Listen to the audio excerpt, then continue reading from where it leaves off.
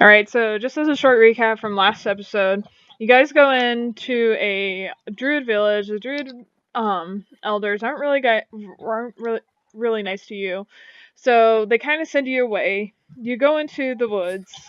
You find the dryad that is supposedly sick or whatever. You seduce it, and then you decide to not only seduce it but continue on to seduce the Ents as well. And Does it count if I was using Brendan instead of seducing with me? it's true. Yeah, I was basically the prop for this. Yeah, You were the prop. Yes, Brendan got seduced first, and then by seducing, I was like his wingman without him knowing. Yeah. I would like to point out that I was utterly desperate when I tried seducing the Ents because I was backed into a literal corner. Yep, you were. You got that spring water. All right, so they thanked you very much. And Fallen, you got a talisman of ultimate evil. And so if someone who is neutral or good nature, they're gonna get damaged by it. So just keep that in mind. Anyway, other than that, let's see here. So this is gonna be the end of this day, and you guys are still talking to Lilas. Is there anything else you guys want to ask? Because I know Brendan and Fallen were asking her a couple bit of questions, thinking about some stuff. Did you guys want to ask her anything else before the morning? I'm gonna pass out. Yeah, I figured that much. I think we're mostly interested in figuring out what's up with this assassination. Mm-hmm. Okay. All right. So you guys go to bed for the night. You wake up in the morning, and then is there anything else you guys want to do in the village before you leave, or? I go to the elder and ask him, where is the child that gave us the assignment? Since Lila said she didn't give it to us, but he knew of it, I want to question him. What child? Is that what he says to me? Yep. I described the child as best I can to him and said that your people took him away. We haven't had really any teenager here for quite some time. There was one, but that was about 5 years ago. What happened to him? Don't know. Disappeared. Yeah. Well, actually, I shouldn't say that. We think he died. At least, we hope he did. I mean, what? There was a huge catastrophe. There was a rock slide, and he, let's just say that it fell down right on top of him. There's no way he could have changed in time. Changed? You know, we're druids. Changed into creatures to escape.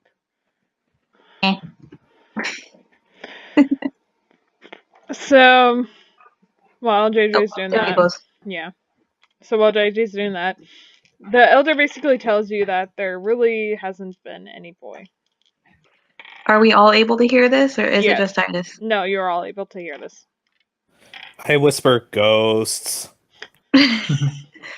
Fallen looks to the elder and asks if he remembers scolding a child before we left. He shakes his head. He goes, "No, I don't have any memory since like a week ago at most." Is that normal? He kind of like shrugs. He says, "Well, I think it was a week. Maybe it was yesterday. I really don't remember." The druid, not druid, the dryad that you guys helped. I thought she was normal before you helped her. Elder, someone's been tampering with your mind. He kind of like shrugs. He's like, I don't know what it would.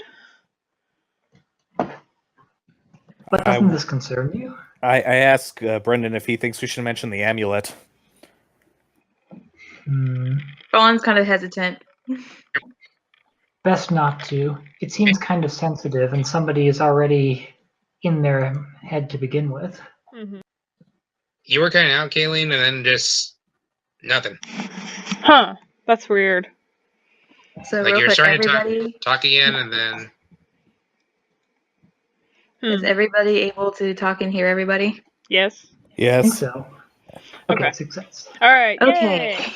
Okay. So Okay. So the elder that's says, what's time. yeah.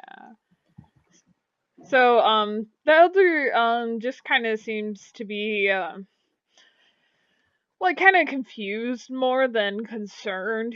Like from what you guys told him from when you got the quest, he thought it was before then that he remembered. So he's more confused about like what day is it more than about the whole situation.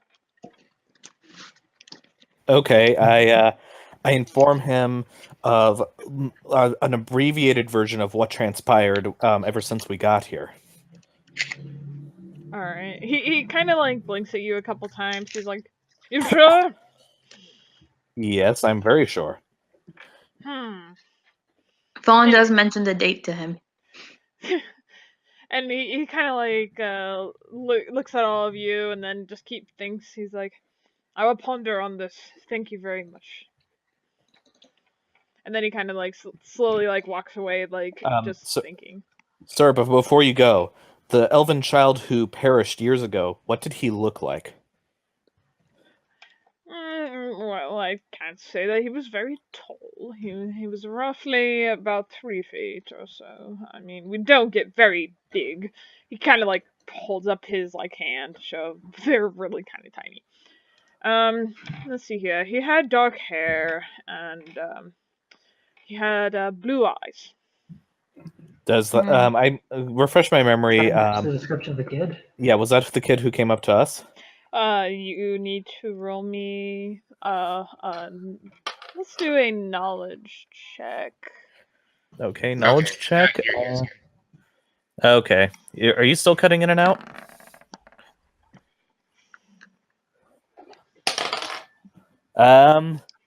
it sounds more like you guys are cutting in and out. Really, to me. 15 plus 1, so 16. 16? Yeah. Voice isn't that. I don't know shit. 13. Abby was more impressed by the fact that he could turn into a mouse. It was a cute mouse. Gotta use the restroom. Okay. Well, there's a tree. Yeah. All right, so you, from Titus, from what you remember, that was almost the exact description of what you saw. And his preferred form, was it a mouse? The druid kind of shrugs his shoulders. He's like, he was a little too young to shapeshift quite often. I mean, I honestly couldn't tell you. It was so long ago. Very well. Thank you for your time, honored elder. He nods and he walks away. Oh, sorry. Did you want to say something? I was gonna ask the elder if he knew if anybody else was closer to the teen that would give us more information. He kind of like looks around a little bit and he says, "No, we actually don't know where he came from. In all honesty, just appeared one day, and he was still a very, very small child. He came to us crying and saying something about accident happened on the road and how his parents passed away. We all took care of him generally as a community, but no one really got to understand him because he was the only child in the village, so he wouldn't really talk to us very much."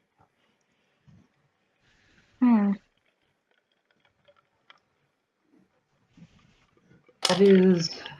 I vote ghost. It is concerning. Still, if it was a ghost, he still had some kind of tie-in with this place to try and seek help and aid.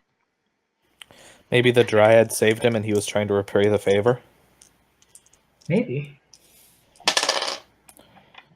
Doesn't explain how he was able to get into our assuming that he was the one that gave us this mission, doesn't explain how he was able to get all the way to where we were, days away, to get us back here after adding it to our quest list, and then set all this stuff up. I think we're being the pawns of somebody far greater.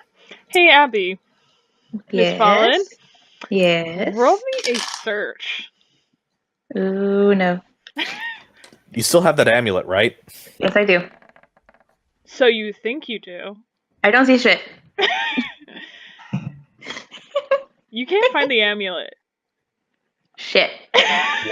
What? I like grab her shoulders, like start patting her down to see if it's on her. If you would touch it, you would blow away. So obviously I don't have it. Shit. Okay. I start looking around for anybody. Wait, the elder! Somebody get him! Also, Fallen squeals because you touched her in a place she didn't like and slaps you. Sorry. I do need to find that amulet. And what? I just grabbed your shoulders. You said pat me down. You did say pat her down. Crap. You never specified where, and she did not like it. Oh my God. I wheel around frantically looking around. Do I see anybody who's like running away or, like acting suspicious? Nope. You didn't even ask me to... Oh, well, okay, you can roll me a search. Go ahead. Okay. Necrodermis dice, don't fail me now. 7. Shit. You see no one. Oh. Is the cloth that I had the amulet wrapped around in, is that gone too? No.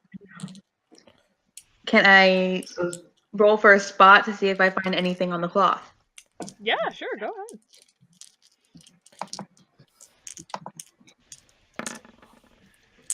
Oh! Well then. You notice a single strand of black hair. It's the ghost The kid. boy had black hair. Brandon? Wait. Do I have scrying?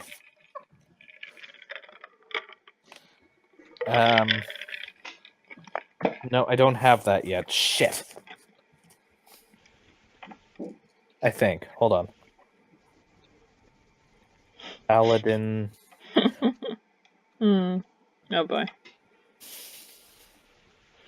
Oh boy. And Fallen, I also apologize to you for that. Fallen mumbles something, but it's an Elven.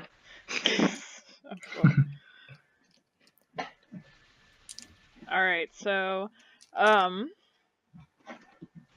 do you guys want to head out? What do you want to do? Before anything, Fallen wraps the hair around in that cloth and tucks it away safely, Okay, so we have a later reference. that's a good idea. Does anybody have a way of tracking somebody from having a piece of them? I am a rogue. I don't track. I'm steal. trying to see if I can track him. Where are the spells that I'm available to do?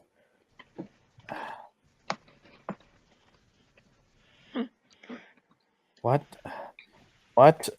spells You guys are can so funny. a 5e Oh, wait. paladin cast? This is horrible. No, what was horrible was when you're trying to get the freaking animal and you almost die. Yep. Which, by the way, JJ, later we can give you a chalice and you can go through it to pick out an animal just for yourself. Okay. Alright. So, Oh, wait. what's up? Is there a secret message anywhere that I can use Oh to scan? shit! A secret message? Yes. A secret message. Oh, like within the cloth, or Within the cloth, or like something that a thief can read. Using you thieves' can go can't. ahead and roll me another spot. Please be good to me. Nope. No dice. It was an idea. Yep, I'm sorry.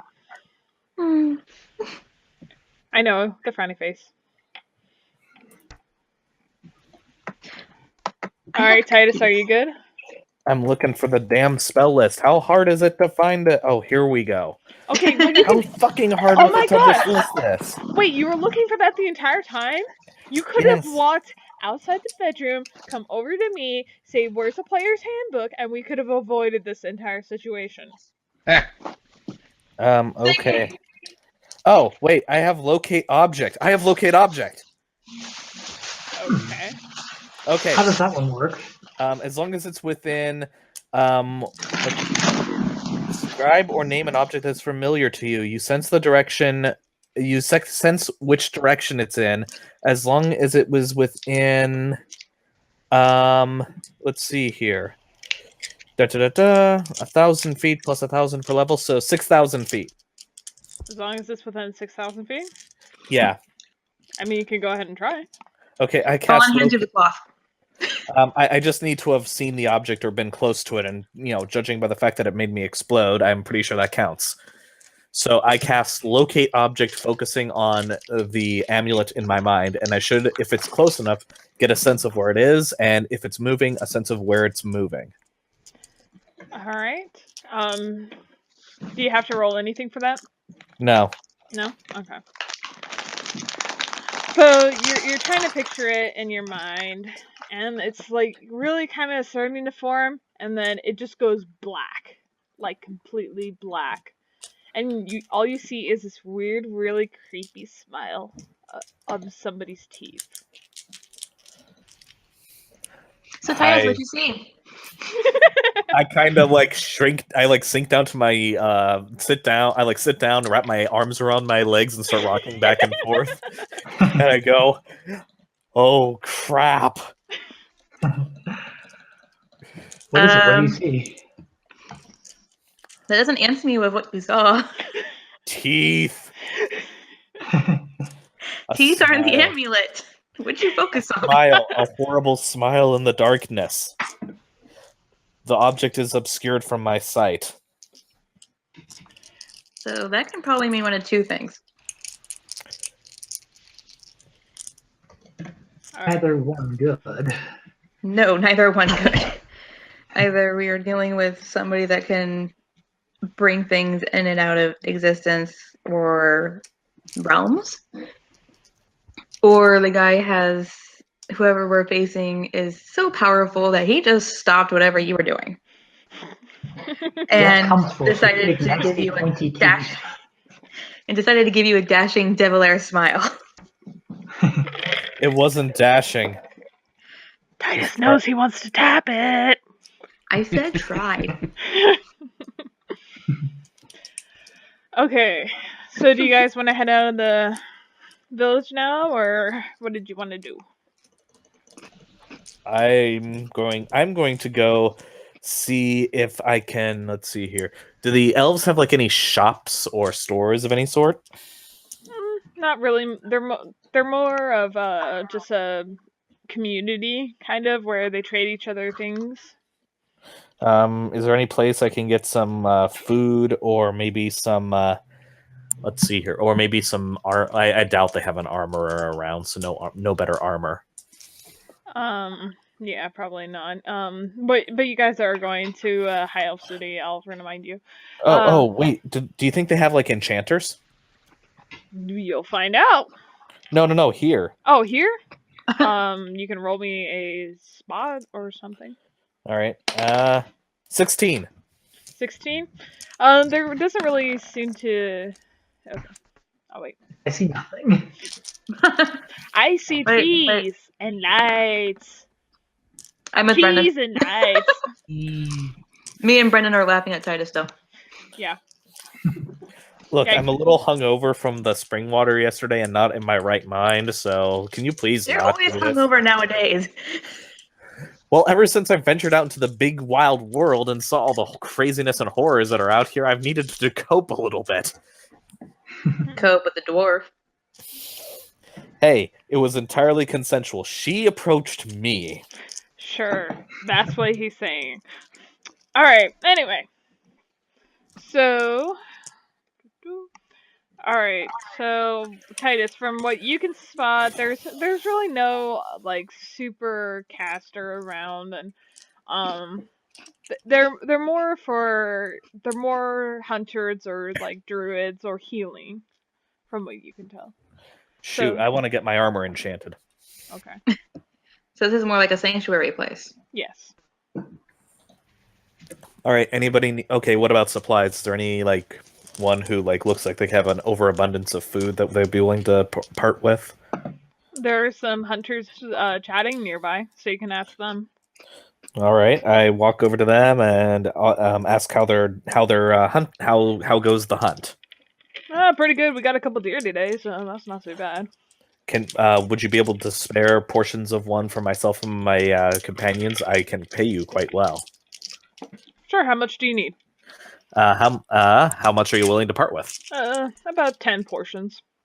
10 portions. Okay, that's good for 10 rations. Out of character, what's the going? What does everyone think would be a good deal for 10 rations?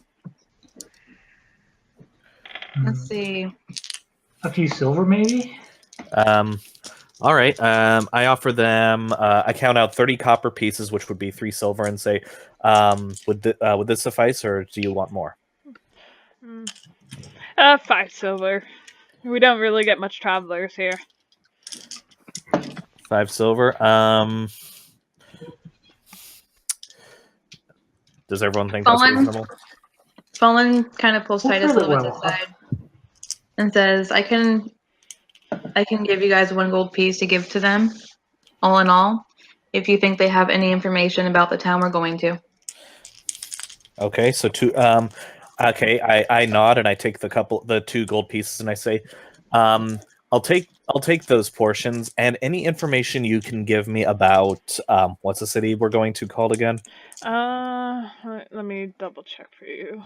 Also, is JJ still hearing all this? Yes. You right, JJ? Yep, I'm right. Okay, you can hear us though? I'll take that Yes, as I a can net. still hear you guys. Okay. Alright, awesome. So the town that you guys are going to, and we'll talk about this, it's going to be either the city of Tavern or the city of Rindor. All right. Okay, so I ask about those 2 cities, saying anything you can possibly tell me that others might not know about the city of Tyrant and the city of Rindor. The one Hunter kind of like puts his hands on his hips and like looks back up at the sky and he kind of goes, haven't been down that way in a long time. From what I remember, they've been fighting for like thousands of years now. Like they've been fighting for generations. I'm actually not quite sure how long they've been fighting. What I can tell you is the one city's magical, the other one is based on fighting. So. Well, shoot, I think I should go to the magical city. I want to get my stuff enchanted. Focus. Anyway, okay.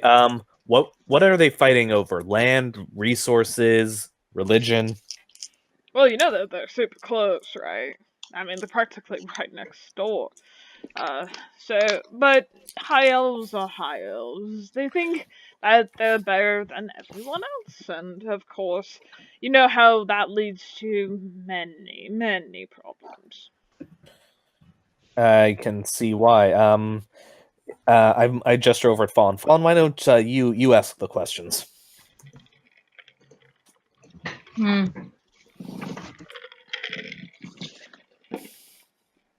Do you know of any key people in either city that would just hate to be a part of a union? He kind of puts his hands on his hips. He goes, well, I mean, if your entire city's been at war with the other one for generations. I mean, I don't know how peace would be possible. I think that all they would know is fighting, in all honesty. I'm not sure how this whole peace treaty, and he puts like his hands up in like quotation marks, is going to work, but I guess it's possible if they try. Well, say that it does happen. Say that either it's a forced union or that they just come to terms, whether it be peaceful or not. Um, if that does happen, do any names come to mind of who would desperately want it to be broken and immediately? He kind of shrugs. He goes, "Well, let's see here. In Tavern, I think that the Smiths would have a very, very hard trouble with that because they go to them for the swords and stuff like that. But it doesn't seem so horrible, I guess. I mean, they can then trade with Rindor, so he kind of like tosses his hands back and forth, kind of thinking. And then he says, and Rindor, I I'm honestly not sure. They're more of a magic based, so most of them are witch like wizards and whatnot. A lot of them are healers too. Um, However, I can't think that there's really anyone who would want to stop it. At least not in from what I've seen. I've only been I've only been allowed in the lower city. Is there anyone prominent among the Smiths who might be a focus for that opposition? He kind of shrugs. He's like, they only go to the higher smiths in the higher district. Um, like I said, I'm only allowed in the lower district. In order to get to the higher district, you need to be like honored officials or have good standing, if you know what I mean.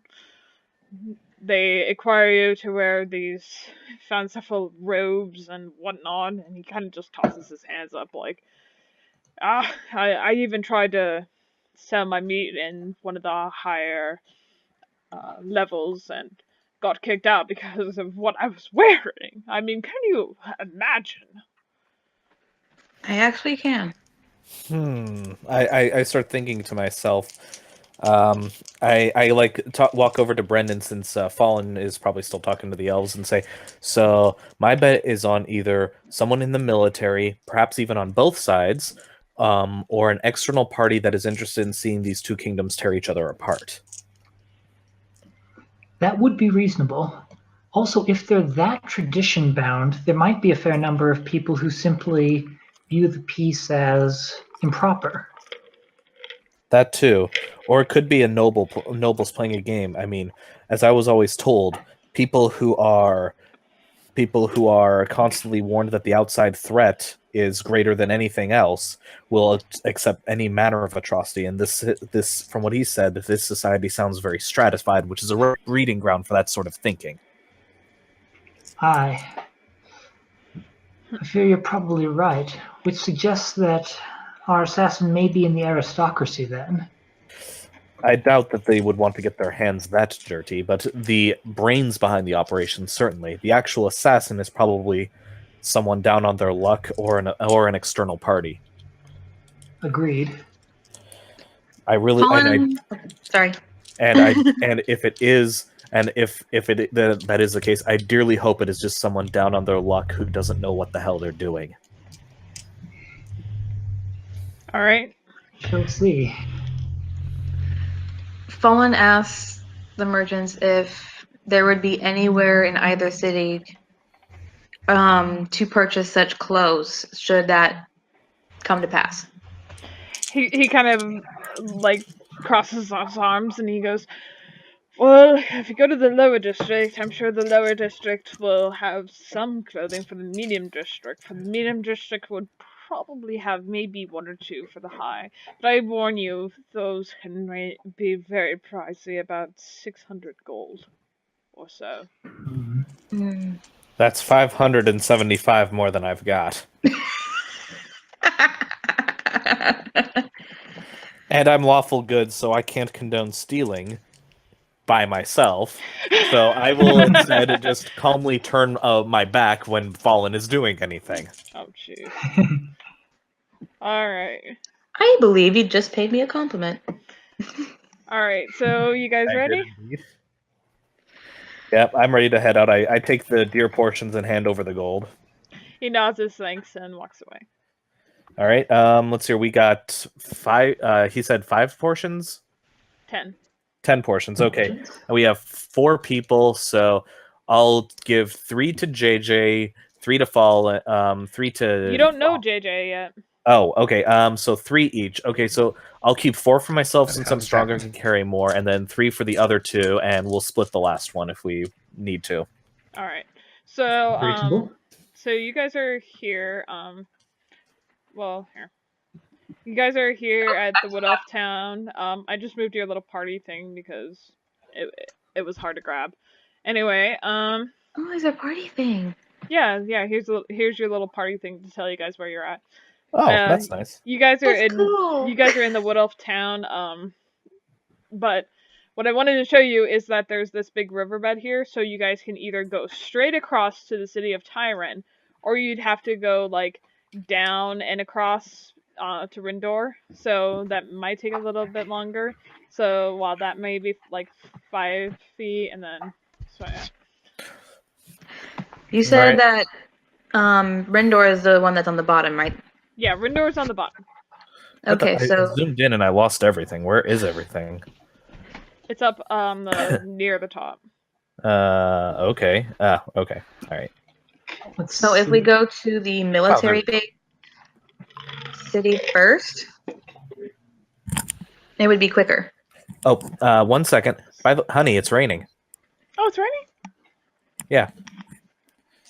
I can't It hear rained all morning today. It was great. Ooh, I love it. We I can't hear never it. get rain out here. I cannot hear it. Come in here. Come in here. I'm Hold on not a gonna second. come in there. Just it's okay. Anyways, so I kind of Titus personally wants to go to the enchanted area. So Rindor would be about 25 feet. However, Tyrant is a straight shot. Yeah, and Rindor's the magic one, and Tyron's the non-magic one, right? Right. Rindor's the magic one. Tyrant is not magic. Okay. You can either go over and then go down, or as much as I hate to say it, my idea would be to go to the non-military one, because if the magic one, they have other means of enforcing or coercing loyalty other than just brute fear of an outside party. So I doubt it's a power play on their part, and they really seem to have the lower motive from what the elf provided us. So I say we go to the military one and start looking around. That does seem reasonable. oh Jesus. But that's just my vote. Who else wants to? Titus. Actually, Robert. Yeah. Abby's or Fallen's computer froze. Uh-oh. And apparently a terrifying sound came out of you, and it just was like Titus goes ahead and bzzz. Titus goes ahead, and then the black smile from my vision comes out of my head and eats everything. The end. Yeah, there you go. What did we tell you about using your breath on the computer?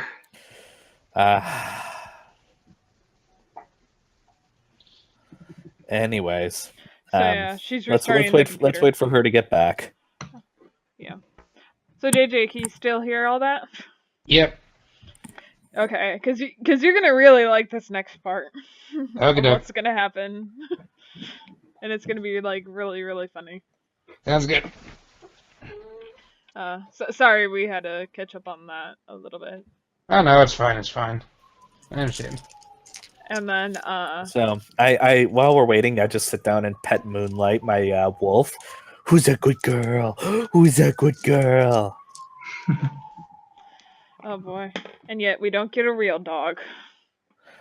We can't afford it, sweetie. I want a dog. I want a dog too. Yep. So yeah, apparently she's restarting her computer. So anyway, so you just wanted to check out the city of Tavern first? Yeah, of the two, they seem to have the greater motive. They don't have magic, so they seem to be heavily militarized and based on conventional warfare. They'd have more to lose from a peace. The magical upper class of any society can ensure that they stay in power through their own powers, whereas a militarized society such as this that has spent so long fighting an external foe will have to either radically restructure their society or ensure that they don't actually let peace break out. Okay. That's my logic, at least. I've read about this back at home. Just like how you read how to do all sorts of naughty stuff back home. Mom and Dad wouldn't let me read those steamy romance novels.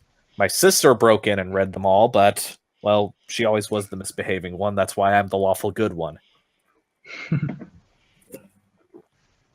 if I really do kill you in this campaign, will you come back with as your sister? Yes, I will come back as my chaotic good lesbian slutty sister.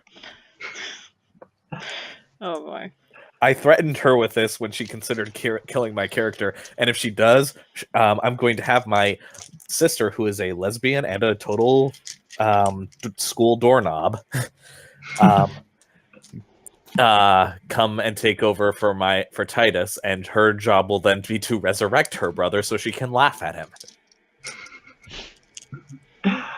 Now I almost want to see this, but I don't want you to die. Don't worry, he'll die later. What? If she really wants to, Kayleen can just have my sister show up and then I'll roleplay as her. I just want to hear you do a girl voice. My vocal cords are a little irritated. Let me finish my soda and I will do a flashback to I don't know, something. Really? You can try all you want. And then my other sister is a quiet bookworm that spends her whole day shut up in the library. Okay, Fallen, can you hear us? Fallen. Fallen. We were talking about my crazy family. In game, not out of game.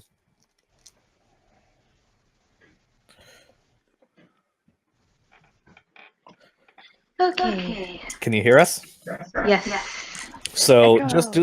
just so you don't miss out Okay, on now this, I can hear her. Kayleen on was my threatening to computer. kill off my character because I told I'm just gonna mute she it. brought it up earlier, Okay. that if That way I can she hear would you guys kill on off my here. character, I was going to bring in one of my two sisters, my two in-game sisters, as my new character, who is a lesbian and a total slag.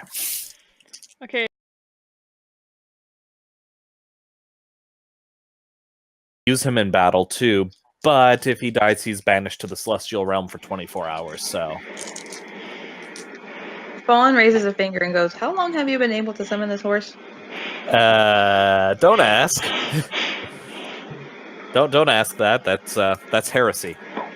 No, She just narrows her eyes, just like... Trade secret. Well, keep in mind that you can ride, but they can't ride. Like I know. Okay. We can switch out riding him. Okay. Yeah, he's well trained. He's a consummate professional. Uh-huh. Sure. Anyway, let's head out. All right. Everybody agree?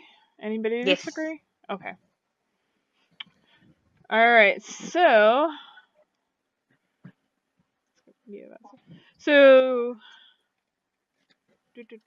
making a mental note for myself. So you get to the high elf city of Tavern, and kind of there at the gates. It's very heavily armored. Here, I'm gonna show you. Here we go. Ooh. It's a very big, gigantic city. It has a lot of walls to it, and on the outer side of the walls, you see these like really relatively large elves, like in like kind of almost golden armor, holding spear, spears, as you guys like start to approach the gate.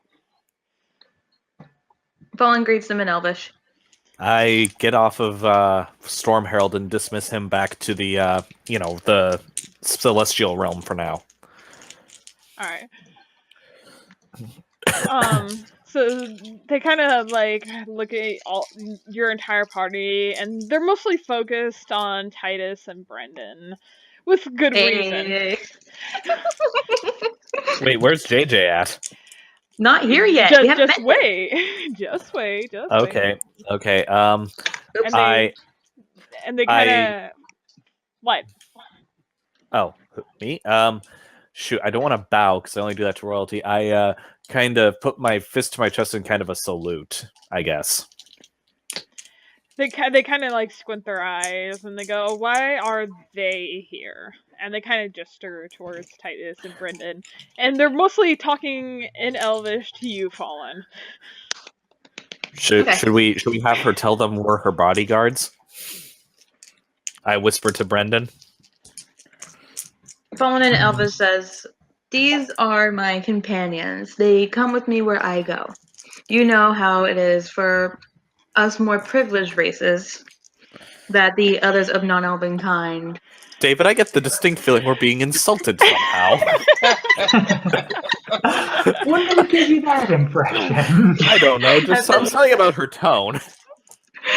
That and the big smile she has on her face, probably. Yeah. So That those of non-elven kind are not Sounds blessed the with, same in every language. and so are able to honor themselves with our presence. And so they kind of just like look at you, and then they go, "Where are their papers?" Papers? I'm not a Papers? frickin' illegal immigrant. You can't speak Elvish. I know, this is out of character. Keine Ausweis. Keine Ausweis, bitte. She inquires, papers for what?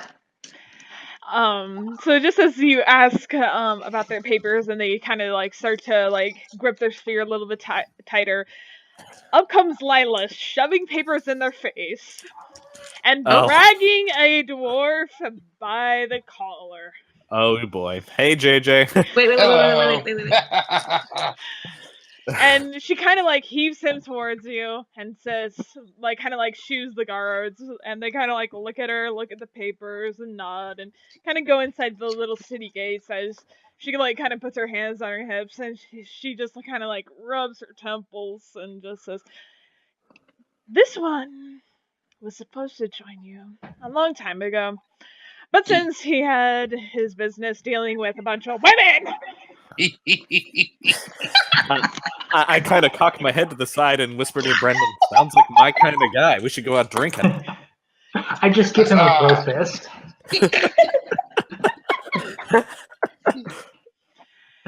She kind of like kind of just sighs and goes, "So I brought him here to you." And then I'm sorry, what's your name again? Gilvac. All right. So she's kind of like, introduce yourself, like, go play nice, have fun with this. Have fun storming the castle. Thanks, Fallen sweetheart. nods once to See you again. Lilas. I kind of like cock my head and go, "Is he hitting on her?"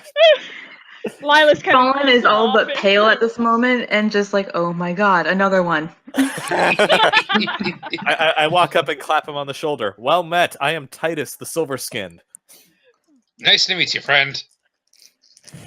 I'm Kilvac, and Fast Axe. Fast Where's my axe, axe? eh? Where's my axe? Oh, there it is. Please tell me it wasn't up your ass. No, just on my back, but I thought it should be on my side. Fallen's rubbing her temples right now. Lila's kind of claps Fallen on the shoulder and goes, "I'm so sorry." She pats her hand and I goes. am Brendan, a wandering adventurer of these parts. She kind of just pats Lilas' hand and goes, "We're gonna talk later. She goes, dear. "I know." I have stories already." And she's like, I know, I've saw. Wait. I stop and I look up. Wait, you saw everything? Hey, Robert. Yes. Do me a favor. Oh boy. Oh yeah, you know what this is gonna be. Oh, Roll no. me a. Let's see here. Hold on. A dodge. Nope. This is gonna be much more fun, especially for Fallen. Oh God. Roll me a wisdom save. Oh shit. 12 plus 1, 13. Unlucky 13. All right. Well, Lila's kind of puts her hands on you. She's looking pretty good, and she Wait, kind what? of. Oh God. It's okay. And she goes, "Sweetie, you do not have the charm like I do." And she immediately stops her spell, and she kind of like puts her hands up, kind of like half shrugging. Fallen just claps. I like shake my head and go, what was that? Charm person. I just shake my head. Lady, you're not a tree. Oh! It's called boner engage. Did It's very effective against males. Did JJ, did you hear? Wait, we haven't told the dwarf this story. They go, okay, it was consensual and it was a female ent, okay? Okay. JJ's drooling. I'm more drilling from the alcohol. No, I'll Oh, accept man. that. Brendan, he's already ahead of us. We need to go catch up. I look at you. You there, guard. Where are you? Where do you keep your alcohol? Good God. he points to the direction of the tavern and kind of like looks at like Lila's like, who the hell are these people and why are they with you? She kind of like half shrugs and just like really kind of just not understanding like what the heck's going on anymore.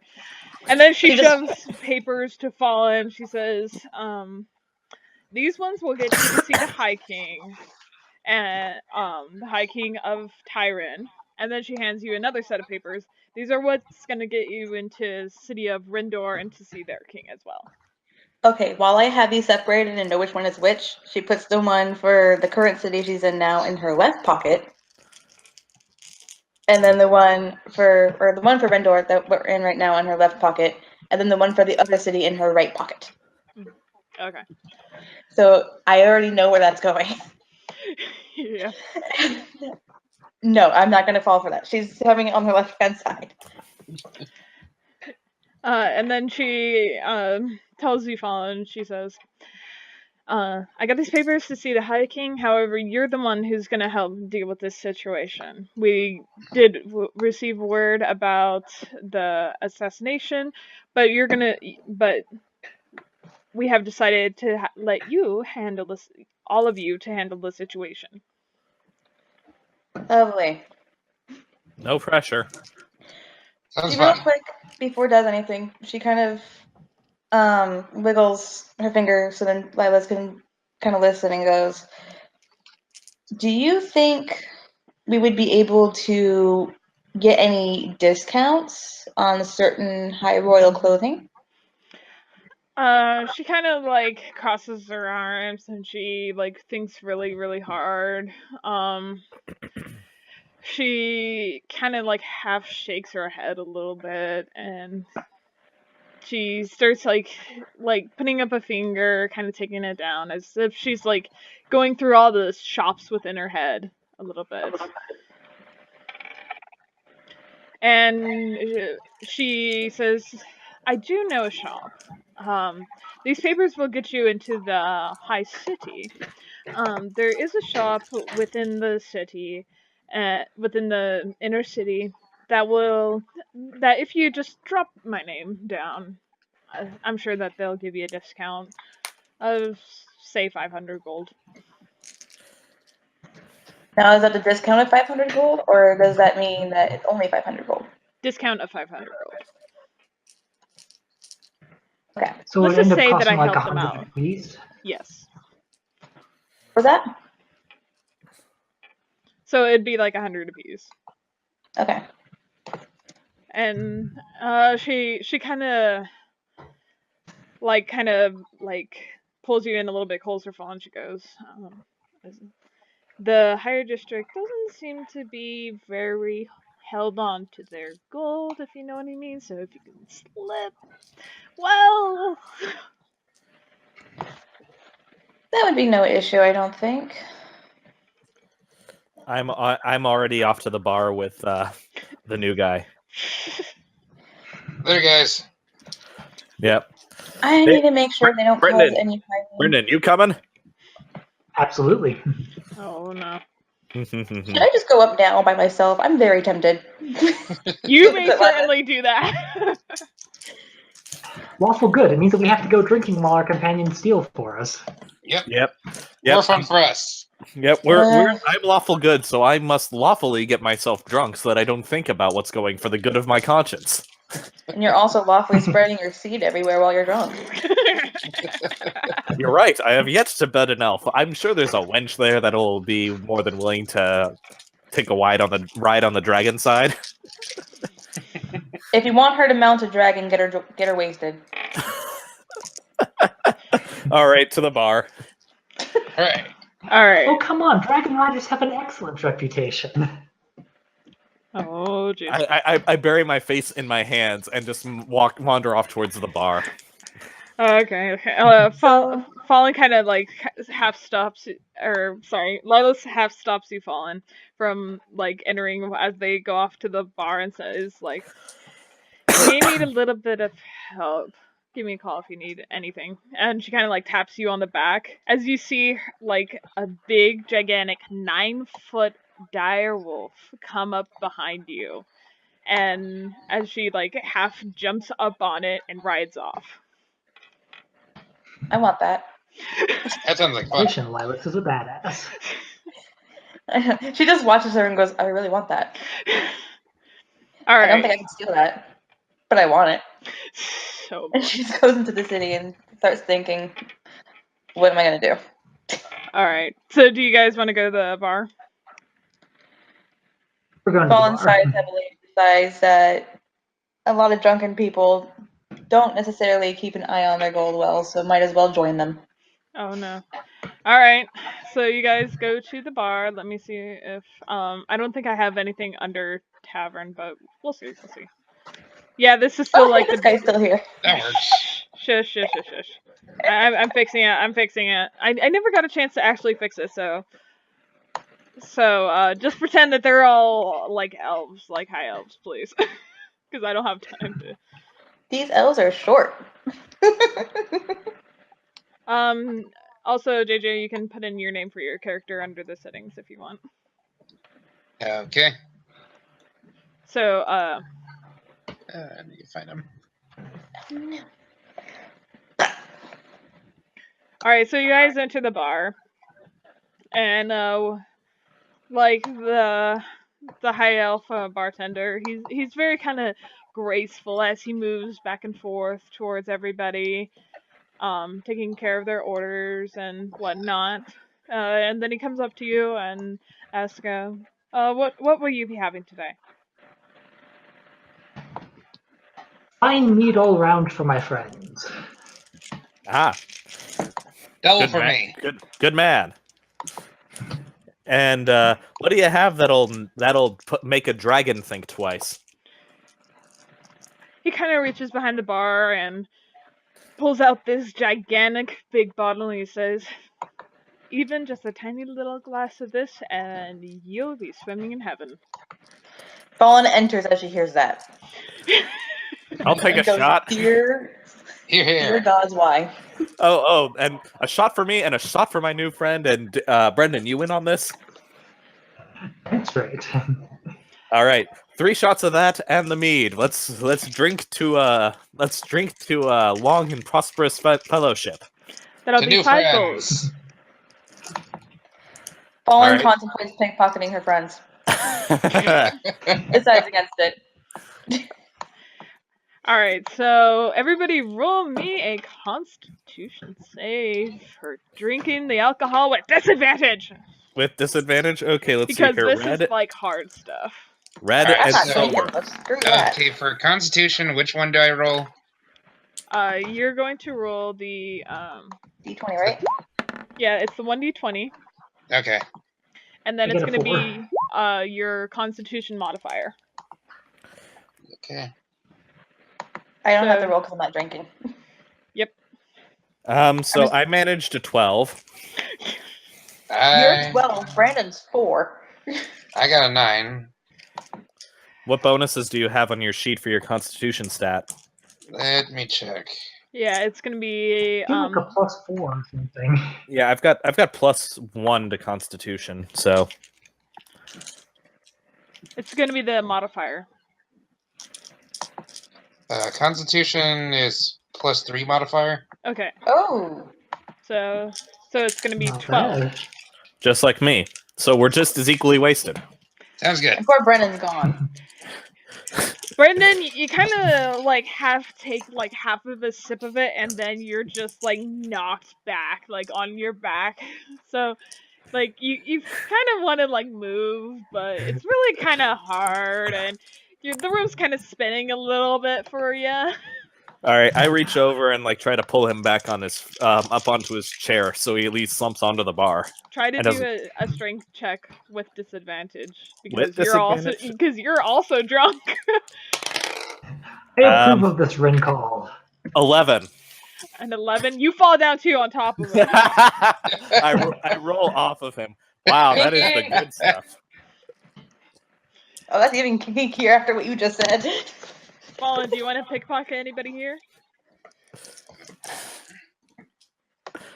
She's going to try over here at this guy while his back's turned. I Alright, sort of so- stumble back to my feet and try again to lift Brendan up. Fallen, make a sleight of hand check. Alright, what do I roll for? Let me see real quick. Oh, okay. For my second strength check to get him back up, I rolled a 22. Ooh, okay. I'm gonna love this. Okay. Alright, +5. +5, so 12. that's gonna be 12. You steal like 2 gold. Like you're able to steal 2 gold without him like noticing. It's 2 more than what we got. Probably just paid off the alcohol. So you can go around and start trying to kind of pickpocket people and do all that. She's gonna go this guy. Alright, go ahead. By the way, David, I got you back on your feet.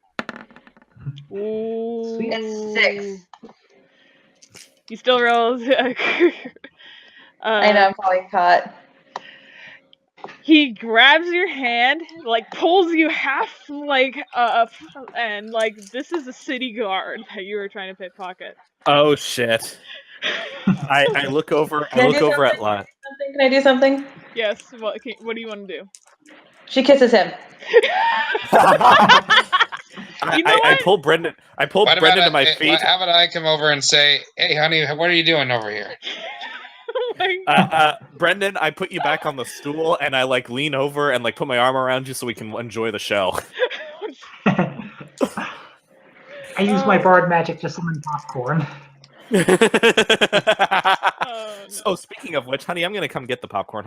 Oh. Yeah, we have popcorn. Yay, popcorn. I'll get another drink then. Okay, you're gonna get another drink. Okay. Roll me with another disadvantage then. So another In D20. the- yeah. Yeah. 2d20. I thought and then JJ you're gonna actually take meant the real lowest drink. one. So 2D20. And then you're gonna take the lowest one. What happens So- that I kissed him? Let's see here. Let's see if he can make a save on that. He's very baffled and he drops you. Oh! Okay, so roll me a hide, so you can try to hide from him for a little bit. Why? What if I want to try and get information out of this guy? Do you want a city guard to capture you? Well, he sees me, he's drinking, he's probably gonna assume that I'm fucking drunk if I just straight up kissed him. Roll me a persuasion for pretending to be drunk. Oh my god, okay. Let me see if this will actually help or not. Okay. Okay. Please be nice to me. Hey!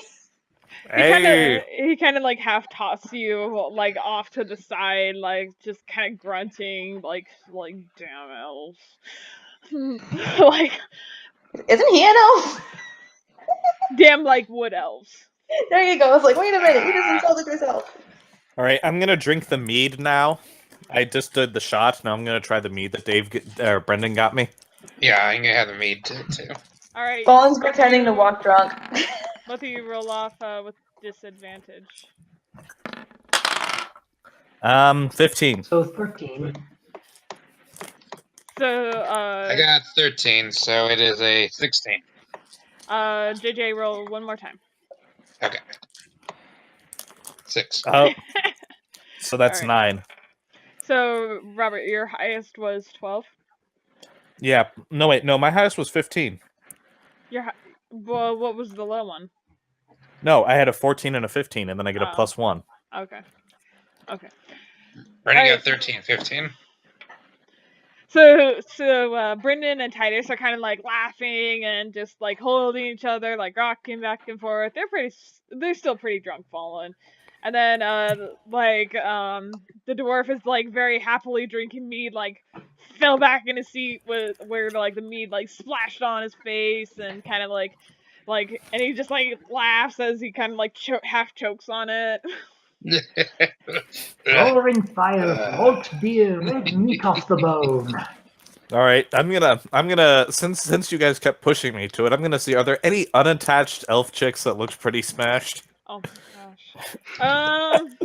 I'll join ya. Oh. Might as well. Now, when you say join, No, I'm joining. I'm gonna get myself. Or 2. I can get. Alright, well, hold on. Now I gotta go do my thing. while they're doing And to that, make my mother proud. I'm gonna roll over here. You do that. Run away from all their madness. That's a 14 for, I think, hide. 14 for hide? Yeah. Oh, you want to hide from the guard now, or? Yeah, I'm like trying to get away from him on the other side of the bar. Alright, you kind of like slip away because he's pretty wasted, so. All right, are there any elven women that the three of us, can see? Do you want us all to roll searches? Yeah, roll a search. Don't look at me. Which one is search? Is it D20 again? Or? It's Yeah. gonna be, yeah. Most of the rolls you're gonna make are d20s. Except Okay, for the just wanted to search make is gonna be an intelligence modifier bonus. Okay. Oh, 19. 19? Okay. Yeah. JJ doesn't see shit. He's Damn. too wasted. He's looking at like one of the male guards going, ah. It doesn't help. It doesn't help. It's a native 1. Or -1. So it's a 2 then. Oh, Oh. gosh. You're looking at Titus then. Okay, I get a 15. Dude, You got a we only 15? just met. Basically, JJ, you're looking at that mug and it looks pretty hot. I mean, Hey, it's probably cleaner than most women in the bar. that's probably true. Maybe. You know, my class gave me divine immunity to all diseases, so I'm fine. It's true, paladins are immune to What the STDs. fuck is that? Oh, it's a girl. I'm sorry. I'm putting people in because you guys were complaining, so now I'm putting people in. No, I have poison resistance, so they can't kill me yet. I didn't see the sprite correctly. I saw it as like the top was their face, and then right here, like the fucking legs. I thought those were their tits. I was like, what the fuck? Alright, so Titus, you and Brendan notice that there's a bunch of ladies at the bar over here. All right. Bachelorette party. Alrighty. I kind of, in the interest of being a bro, I kind of poke Fast Stacks like elbow him and point over at there. He's staring awfully concerningly lustily at his cup. I'm like, dude, I get the alcohol is good, but check out the action over that way. JJ, roll me a search. See if See he if you can spots see it it. with your blurry eyes. Does he get advantage for me actually like going over there?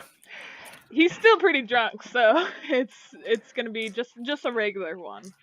It's All got right. a For disadvantage. search, so which one is that? Intelligence. Yeah. Okay, so that's a 12 then. Okay. All right, so you kind of can make out a little bit of clothing, but like not too much. I'm making out a blob is what I'm making. Yep, there you go. I caught him on the shoulder. Trust me, man. They're girls. They're pretty. Oh, sorry. Colin, do you want to do anything? I'm seeing curves, but it's mostly blobby curves. You don't Paula need to was going see. to do something, and then she tripped and fell. Okay. All right. Just act drunk, you'll be fine. I'm moving over to go start chatting him up. Okay. I will follow. Shit, where's my crap? Sorry, one of my hands is covered in cheese from the stupid popcorn. Nom nom. All right, I'm gonna start. Since I'm from Minnesota and the Vikings have purple, I'm gonna start talking to this purple dressed one. Oh boy. So what are you gonna say?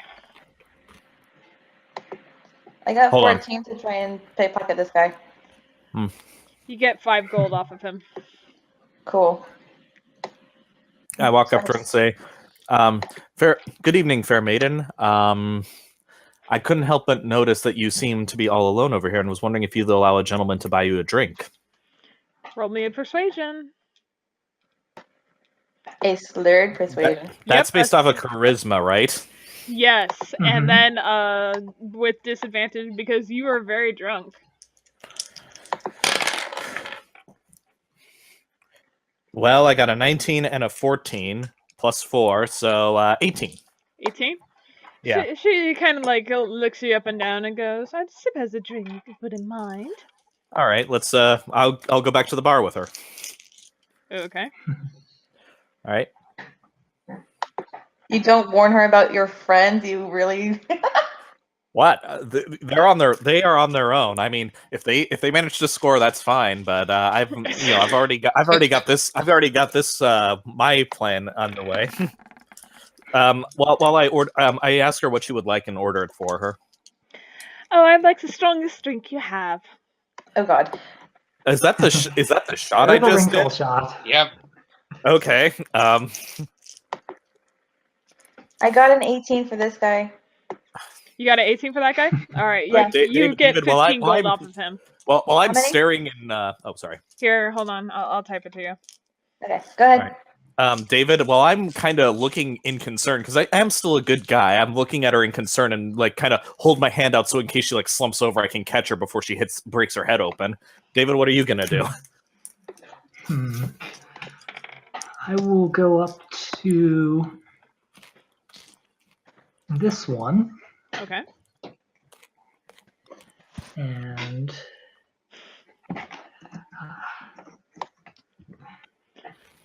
how does one do bar introductions? Serenade! Oh, sweetie, can I get you a drink? Compliment her looks, say, and then ask her for a drink. Oh, I got shit. 25.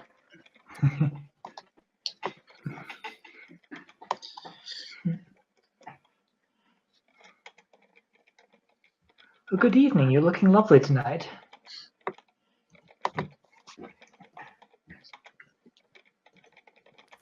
Titus kind of turns over from the bar and gives you a thumbs up. You got this, man. Cast heroism, immune to fear. So, what does she say? I'm sorry. I'm typing something to fall on. All good. All right, so Honey, I kind of point my finger drunkenly at Brendan as he says, no fear, and I go, that's the spirit, buddy, no fear, and I like fire off a heroism spell in his general direction. okay. Does it hit? Roll with disadvantage. Because Roll he's with pretty far disadvantage. away. There's a lot of people. Heroism's an automatic hit, isn't it? Oh, is it an automatic hit? I think so. Well, no, I think it would be funny to roll with disadvantage to see if it hits you or not. It would be funny. Or if it hits someone else. Yeah. You get Okay. All right. One of the other girls starts picking up all the chicks tonight. I got a 13 with my spellcasting bonus. A 13. That's with Yeah. the bonus? Yeah. There's a Shit. bonus to spellcasting. No, I'm saying you got 13 with the bonus. Yeah, I only rolled a 10 and an 11 and a 12. So Oh no. I know you're trying to help out your friend, so he gets it by miracle.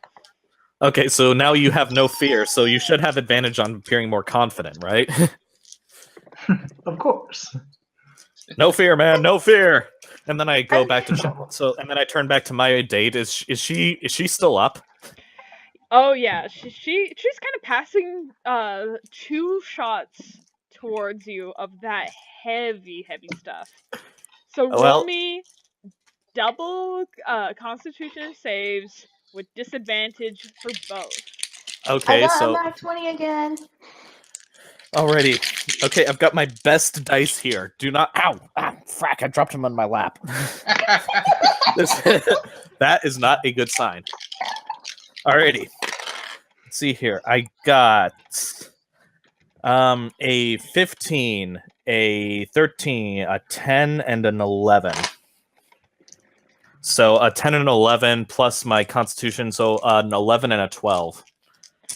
An 11 and a 12. Yeah. You're starting to feel really woozy by the first one. Roll me for the second drink. I rolled both at the same time. You roll both at the same Yeah, time? so it's a 12 and an 11. So the first one was a 12, Okay. the second one was an 11. You're getting pretty passed out. Like, all you can see on her is purple. Okay, hold on. There's got to be something. Okay, so Brendan, what were you gonna do? I'm sorry. So I went up to her and said, "Good evening. You're looking lovely tonight." She kind of like she was talking towards like all these other beautiful ladies, and she looks towards you and she says, "Good evening." Spell this. Come on, there's gonna be something good here. Would you care for a drink? Go ahead and roll me a 10. 10. She Mhm. kind of looks towards her sister. She says, "I wouldn't, but this one will." And she kind of like half points you towards her purple like companion that's right here. I turn towards said purple companion and raise an eyebrow. Go ahead and roll me another Okay. charisma check. As I get really woozy, I concentrate harder than I ever have before. Like put an arm on my hand and go, cure poison. 13. 13? Mhm. All right.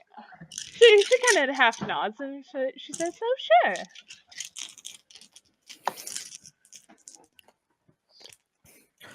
So I hopefully the cure poison can clear up at least some of the alcohol in my system. Cure poison? Yeah. Wait, what's the specifics in that spell? I thought it's only like for like poison that actually damages you, not alcohol poisoning. Alcohol is a poison. Alcohol is actually quite lethal. Depends on your point of view. Yeah, DM, it's on you if that works or not. Because Let's roll a dice and see. It cures about half of your poisoning. However, she pushes 3 more shots towards you.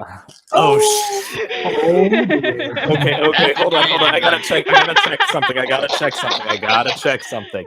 But please tell me that this does what I think it does. Nope. Okay. Brandon, what do you want to do while he's looking that out? Okay. I'm gonna get another drink. You're gonna get another drink? Alright. So Okay, another Constitution save, DJ. Alright. Okay, I'm gonna. Oh, this time's 20. Jesus, JJ. Whoop whoop! It's a 23. You took that bottle from him and you just chugged it down. You threw it on the floor and you just roared. Huzzah! Like a bitch. Okay. But before I take these next shots, I cast a blessing upon myself, which allows me to add 1d4 to all of my saving throws for like the next minute or so. That would have been wise when you entered the bar. I didn't think I was gonna get this wasted. Okay. I did. Okay, so I take the first shot. Let's see here. A 20 and a 13. So, shit. Let's roll that d4. Okay, so that becomes a 15. Okay. So, okay, so let's roll the next two. So, Brendan, what would you like to do while See he's here. doing this? I lead the elf to the bar and buy her some elven wine. Some elven wine? Okay. I got a Alright. 10, by the way. Oh, thank God. You got a Okay. 10. Wow, that's you find impressive. 1 piece of gold, and then the person is kind of like turning around. So, quickly make me a hide. I rolled a dirty What's hide based 21. off of? You rolled a what? I rolled a dirty it- 21. I rolled 2 19s tied, and then added 2, one for my con bonus and one for the d4. For all 3 drinks? No, for the next one. This is the second one. Now I'm off to do the third one. Okay. So let me know Okay. when you're done. Titus is like, okay, come on, you can do this, man. You can do this. All right. So Seven- Brendan, 17, make me a 11. Constitution save. +1 +4. Okay. Okay, so 15, 16. Okay, so 16. 16 for my last one. 5.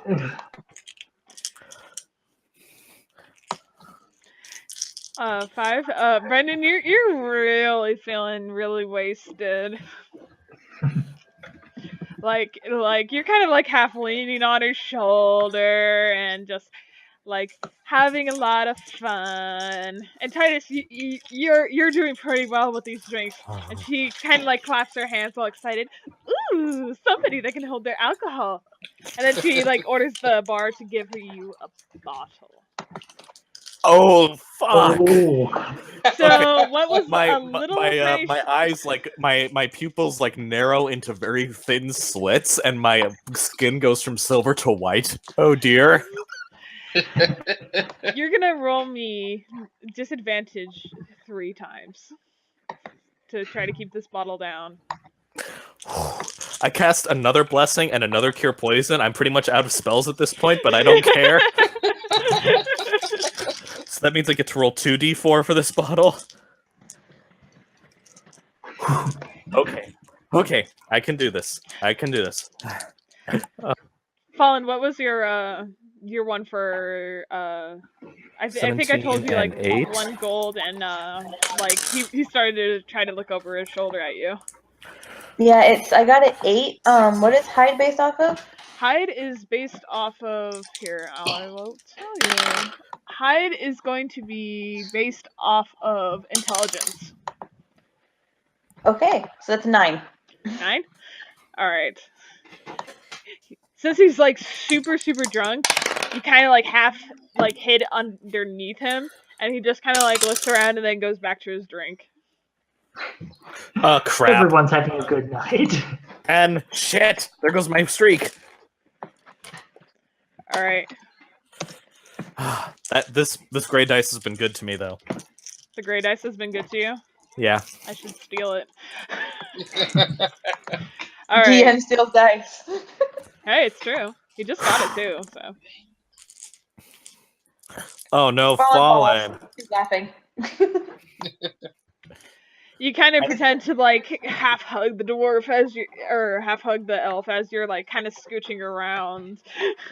And he kind of like half shoves you away. I'm just at the bar laughing my ass off. I finished drinking the bottle right as both blessings wear off, and I lose my advantage in Constitution. And she So Fallen kind of nears the bar and sees what's going on, and she can't help but laugh at this point. She's in tears. Okay, All I'm right. breathing very slowly and deliberately through my cheeks, like, oh, that's good stuff. The ladies from both Brendan and Titus, both of your ladies are like Ooh, let's go get a room. Get a room, handsome. I nod and say, "So, how would you like to be a dragon rider?" Ooh, Fallen you just know shakes that's her head and still laughing. All right, so Brendan and Titus, what are you gonna do? I'm gonna ask the barman for a private room with a lock, a private room that we won't be disturbed in. Plant the seed. So is this So- like the hall at an inn, or is this only a bar?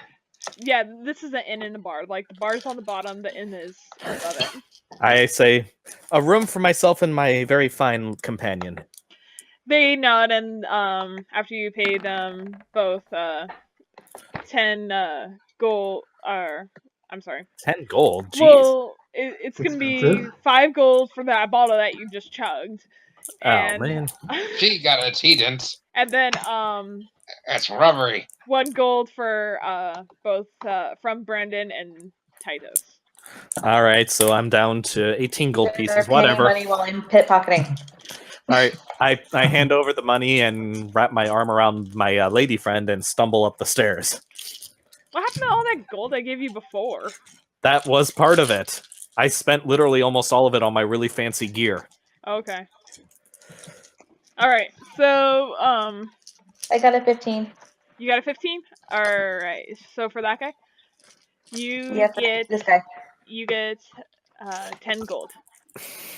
Okay. So I just got our 10 gold back. All right. So both Titus and Brendan, make me a Constitution save with disadvantage to see if you guys can stay awake. 16. 12. You kind of see both the girls like really smiling at you, and you both knock out. What? I got a 16 with disadvantage. How the hell did that happen? Well, yeah, it was a 15 plus my 1 Constitution bonus. We're not going to get robbed, are we? In the end, I win because I just got a drink. I didn't have to. I didn't have to lose money. So you think? At the moment. I swear to God, if you guys ruined all the fucking pickpocketing I just did. I'm still awake. Somewhat. I think. Don't punish David and I because we were trying to have a good time, honey. I'm not going to punish you. This is part of the story. So she is going to punish you. Can Fallen go upstairs and try to sneak into any rooms where people are sleeping? Sure, you can go ahead and roll me a search to say if you can, do you have a lockpick set to lockpick rooms? I think I do. Oh, okay. Let me see. Pouch, clothes, arrow, patent, leather, quiver, hooded, oil. I have thieves' tools. You have these tools? Okay. Alright, so, you find this, one room, and it sounds like the person is sleeping very, very heavily in it. You pick the lock and you walk in, and then there's Titus, half passed out, half naked on the bed. Fallen curses in Elvish. Don't you dare steal from me. She goes where's over. where's my companion? Brendan's in another room, remember? No, the other No, I meant companion. my lady friend. Oh, she's gone. She left. She's gone. She left because she fell asleep. Fallen checks Titus to see if anything was taken from him. Nothing was taken from him, but there was Just a his note dignity. on his forehead. Like, kind of, like, stapled to, like, one of his horns. Like, it was just put onto one of his horns a little bit. Fallen reads the note. What does it say? The note says, stop now while you can. Fallen wonders if this is about the alcohol or if it's a legit warning. So on the back, she kind of uses one of her lockpicks to scratch a note and says, "As long as your pants were still on." ... Oh boy. and then puts a hole through it. And she wonders how he's going to take that. She searches the room to see if anything was left behind from the previous owner. Go ahead and roll me a search.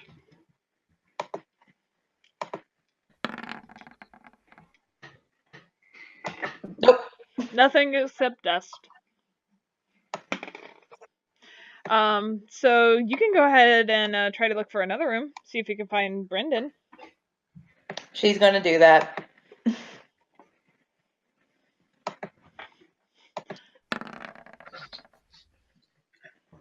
Brandon's a sound sleeper. Yep, he is a very sound sleeper. I guess because he's a snake. Or part snake.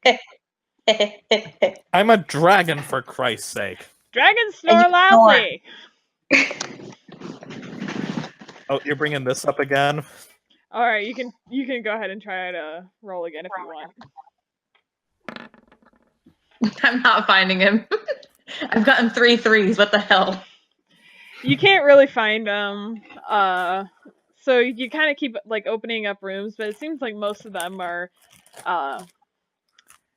half basically most of them are pretty empty, except for when you go back into the hallway. Brendan is half pushed onto you. Make me a strength save. Oh, God. Am I conscious at this point? You are not conscious. Wait, what's my strength modifier? Okay, so that doesn't help too much. It's a 7. A strength modifier of 7? No, it's 7 in total. It's Oh. plus 2. Okay. I'm a strong elf. No. Okay, so he kind of just flops on you, and you're kind of like laying there, like squirming, like help, help, help, help, and like he just like is like snoring like very soundly as this pretty little lady that he was flirting with kind of steps on top of him, looks down at you, gives you this really evil grin, holds out a knife, and kind of like twirls it between your fingers, and she says, "Well, that was a fun time, now wasn't it?" Fallen rolls a Fallen, little bit. memorize So, her appearance. Hmm? Memorize what she looks like so I can scry her later. I already know she's wearing a purple dress. Half of them were wearing purple dresses, though. Both of you guys had purple dress girls. Yeah, that's why I went for the one in the red dress initially to make it less confusing. So, Fallen narrows her eyes looking to the woman. And as she's pushing, or trying to push Brendan off of her, she narrows her eyes to the woman, taking in hair color, eye color, whatever unique markings may be there. From what you see is you just see you start to like try to memorize everything as she pulls off her dress, and underneath it is an assassin outfit. She then pulls up her mask, like pulls on her hood, and just goes to the nearest window and jumps out. How So did we have the worst luck to pick up the only 2 assassins in the bar? See, I was a good luck. I didn't have Question. to do anything. Yes. Question.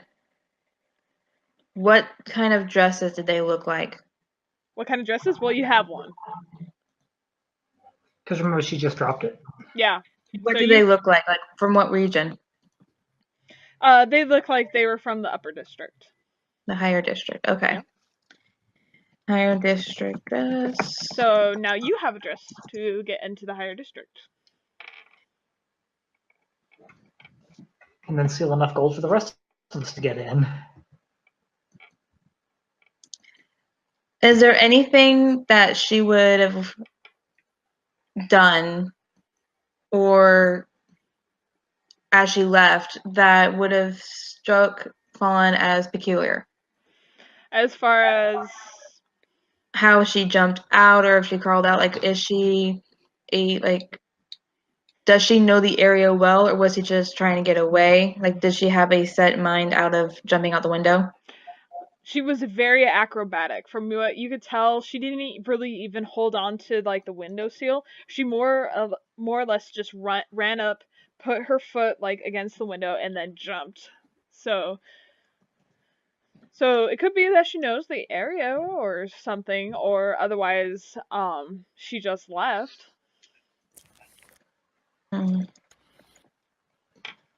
As far as the assassin outfit, was an elven made? The assassin outfit? Yes. You can go ahead and roll me a knowledge. I think that would be. It would be an intelligence check to see.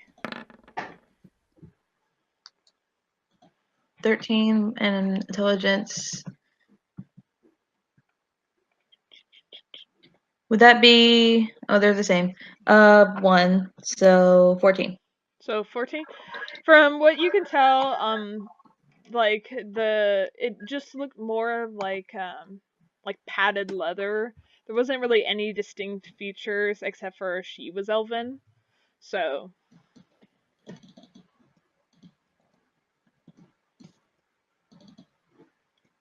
Again, why were a couple of assassins just hanging out in a bar waiting for someone to pick them up? And if we Well, picked them at random, that suggests that probably most of the girls in the bar were assassins. So by that logic, tomorrow night we should come back there and then just start arresting every girl we can see. Can Fallen peek downstairs to see if the woman in the red dress is still there? roll me another strength check to get Brendan off of you. Brendan, what's your strength? I think 10. Let's check. I got 11. You have those orc Yeah, my gauntlets. strength is 10. Well, you have those orc gauntlets that make your strength like automatically level 19. Oh, that's true. Fuck! Wait, do you have them on or were you just like stripping? I thought he That was wearing depends on naked. how quickly I fell asleep. Well, go ahead and roll me a 1d6, and then we'll do high or low. So Okay.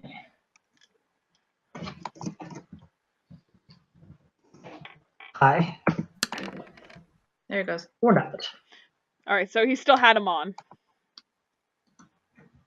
So you can try to take him off if you want, Fallen. Yeah, I'm gonna take him off. All right. He's annoying me. Actually, wait a minute. Is Fallen able to reach into her pouch?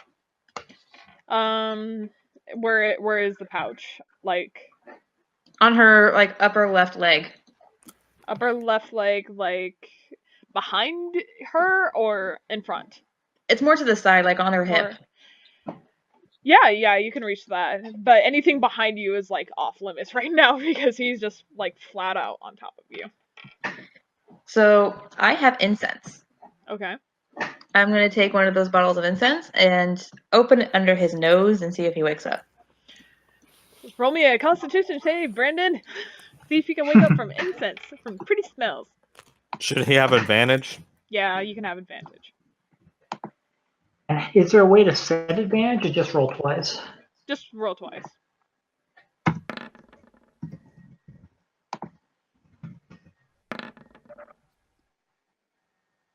So 9. He doesn't really wake up. He's kind of half groggy and like trying to push himself, and he just kind of has this really happy smile on his face. If I shout move to him while he's groggy. You know what? Go ahead and make me a charisma check on that one. Because I'm ready to like stab him at this point. The next time I try to pick up a girl, I'm gonna subconsciously cast detect good or evil after like getting her to sit down. That's when we went to the bar. I didn't expect that I would manage to somehow walk up to one of the only assassins, assuming that they're not all assassins. Good God. Okay, 10. No modifier. No modifier. Okay. He kind of half slumps onto the floor like next to you. That's fine. She can get up. Okay. She kicked him. I was about to say, please don't. Give me a second. Roll me a kick. So 1d20. And we'll See if if this you- wakes him up. What's your strength 5. What's your strength modifier? With a strength modifier? Yeah, That's 7. 7. You don't quite pierce him, so he still looks really, really happy there on the floor. Masochistic little fuck. What do you expect from someone raised by a succubus? Still a masochistic little fuck. Fallen storms over to the other room and tries the incense trick on Titus. Really pissed off. Okay. Okay. Okay. Should I roll for with advantage? Yeah, roll with advantage. That is a 19. A 19. Yeah. You wake up, you kind of stare at her, you go, "Hey, Fallen." Like you're still a little bit woozy, but you kind of see her outfit and stuff like that, and you can see that she's very, very pissed at you. I hold up a hand to forestall her yelling at me and go, 1 second. Cure poison. While he's doing that, she tears the note off of his horn The fuck was that? and slaps him across the face. The fuck was that The fuck for? was that? Roll me a slap to hit. The fuck was that for? Waking your ass up. Titus, what's your armor class? Well, since I'm not wearing my chainmail, since I'm half naked, I'm gonna say naturally it's like 12. All right. Let's see here. Fallen, you hit him so hard he takes 2 damage. Oof! What the hell was that for? Good, you're awake. Get up. All right, I get to the a sitting position on the edge of the bed and hold my head as the cure poison removes most of the whatever the hell that was from my system. The hell happened? Where's my date? Your date basically left a note warning us and hopped out the fucking window with the other assassin that you decided to pick up. The girl I picked up was a fucking assassin. What are the damn odds of that? I sloppily put my chainmail shirt on, stumbling back and forth like I'm on a ship at sea. I pick up my dwarven thrower and go, I'll go catch her and drag her ass back here. Let me at her. Which way'd she go? Fallen grabs him by the ear. Ow, ow. She's gone. Grab your drunken friend off of the hallway now before I kick him again. I'm gonna go see if the other girl's here. And she lets go. Okay, I squint for a second and go, yeah, that's a good idea. We should definitely see if there are any other assassins here, and if that whole group is them. Otherwise, what are the odds? Okay, I walk out and yeah, I am go. I walk down. Now I'm awake. I crouch down, roll David over, and lightly tap him on the cheek a couple of times, and go, "Come on, man! This is on his cheek, by the way. Come on, man! This is no time to be lying down on the job." Marina, what's going on? I am so using this as blackmail material later. It's not Marina. You it's are. Titus. It's Titus, you damned fool! Get on your feet. There's killing to be done. So Fallen goes downstairs. All right, who are to see we if there's any killing? other What's girls. going on? Well, the ladies we apparently picked up were assassins. They And at that, Brendan is suddenly wide awake. Wait, assassins? yeah, How? either Why? I don't know, but judging by the fact that the one pointed you towards her friend means either that she has the worst judgment in all of history, or probably all the girls downstairs are assassins, and our friend down there is in mortal danger. So come on, there's fighting to be done. Brendan, your cheeks should sting a little bit. Oh yeah, here, let me get that. Lay on hands. Well, no, that deal more was damage. Titus's cheek. Yeah. No, I kicked Brendan, remember? Yeah, but you didn't do any damage to him because you didn't kick him hard enough. Okay, I do a quick lay on. Something. I do a quick lay on hands, and I look over at Brendan, and I go, on second thought, put some clothes on, man. Have some shame before the Lord. At least put armor on, so that those things, your valuable I do bits a don't quick get minor damaged. illusion so it looks like I'm wearing pants while I go back in to get my actual ones. I stand guard outside his door. All right. Colin's muttering all sorts of curses underneath her breath, knowing Lilas is watching all this shit. So, Fallen, as you go downstairs, you notice that the bar is pretty empty now. It's nighttime, and there's really there's only the few drunk people that you pretty much pickpocketed, and Yeah, you see Keelback at the bar just sleeping. Yep. He's having a good. He has a cup of meat in his hand. And he's just smiling and just snoring away. Fallen goes over to the bar, kind of looks over at the dwarf, and goes, "Oh, gods help me!" And she goes to the bartender and says, "Those women that were in dresses earlier that were here, the only ones that were in a bar about an hour or so ago, do you happen to know who they were or where they're from?" The one bartender looks at you. He goes, "What women in dresses?" She points to the one that to the table that they were at originally, and then she explains, "My companions picked them up from there." And then she points to the near empty bottle that's still on the counter. All and right. goes, "What?" Go ahead. And goes, "And one of them was the one that was doing all the shots that we paid for."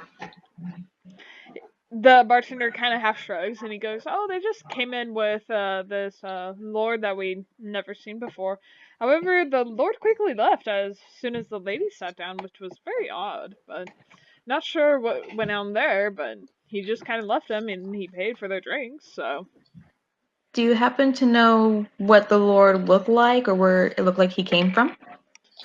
While you're saying this, David and I come rushing downstairs, weapons at low ready, and then we put them away when we see the bar is empty. Good gods. Ugh. It sounded like you pissed yourself. Are you okay? Roll for piss. Oh my god, seriously? Sure, go ahead. Who, JJ or? You. No, I'm asleep still. Oh, okay. I'm still asleep at the bar. What's my what do I add to that constitution? Let's do a constitution save. So that's a 16. At least you didn't piss your entire pants. There's a little spot that you can cover up just by pulling down your chainmail shirt. So I do so. Should I make a sleight of hand? nah, everybody can see that. Son of a! I mutter angrily to myself. I'm just doing a thing with my friends. I didn't even realize it was dark out here. Oh really? Wasn't paying attention. All right. Yeah, I got your lights. And okay. So Fallen, you were asking if he recognized any of the girls, right? No, I was asking if the lord looked like he came from any of their districts or if he looked like if anything stood out from him. He kind of half shrugged. He says, "I've never seen him before in the bar before. He might have come from the middle district," and then kind of half shrugs a little bit. And he says, "I've never seen him around here before, so it can't be the lower district. At least I don't think so." And he was a high elf, right? The bartender ponders, and he's like, "I'm pretty sure he was. It was actually kind of weird. He had this kind of hooded cloak on."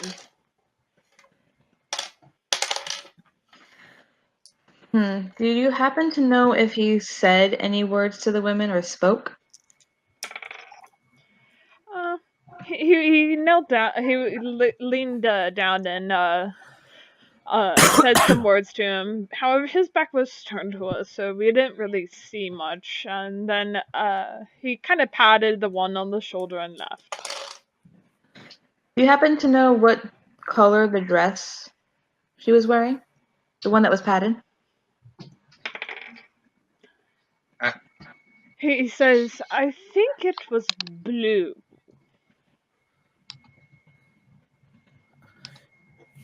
Okay. All right. Seeing as there's no immediate threat, I'm gonna go back up to that room since I paid for it and pass out. And then in the morning, clean myself up. Hashtag roll for piss. We already have roll for swear. Yep.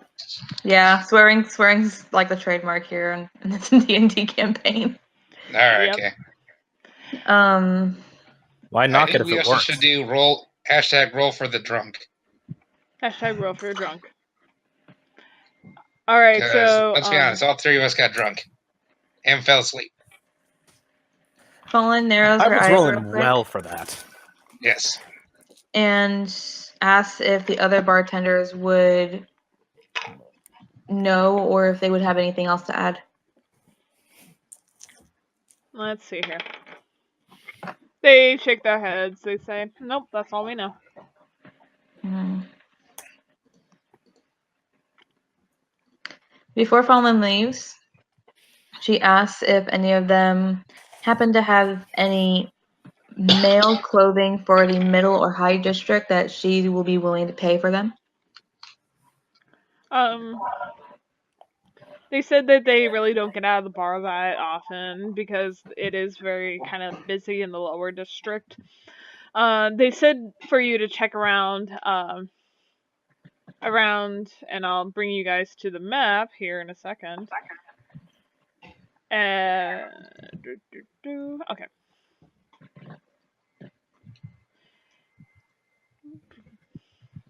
He says to check around, around this area or so. Okay. So where were we then? Around like the red light district? Yeah, here I'll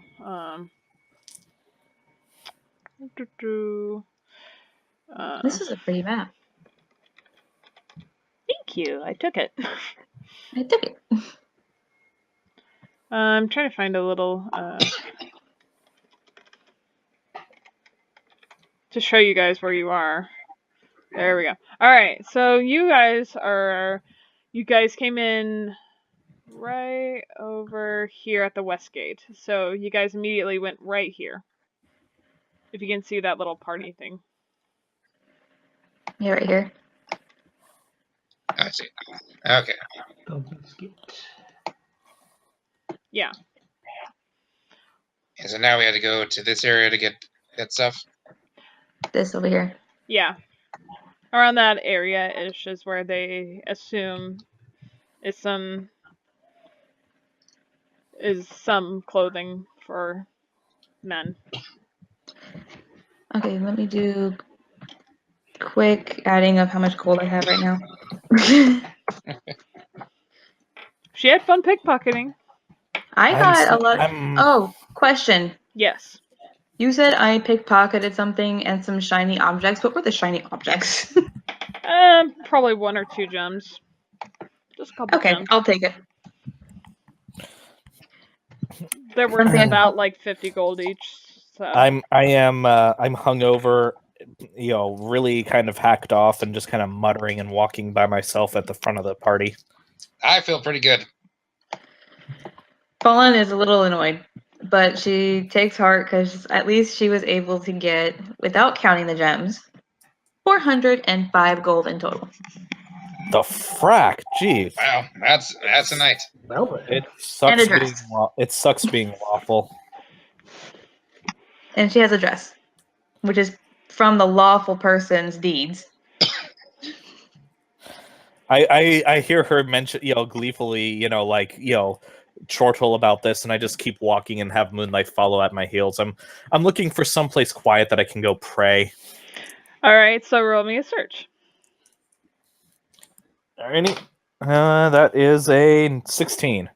A 16? It seems like a temple of Palor is about over here. Alright, I'm gonna go in there and I'm gonna pray for the guidance to smite his enemies by pointing me to those assassin wenches so that I can go track them down. Okay. I head straight for the temple. Alright. I may be a Fallen servant of shouts hell. to meet us Fallen shouts to meet us here when he's done praying for his sins.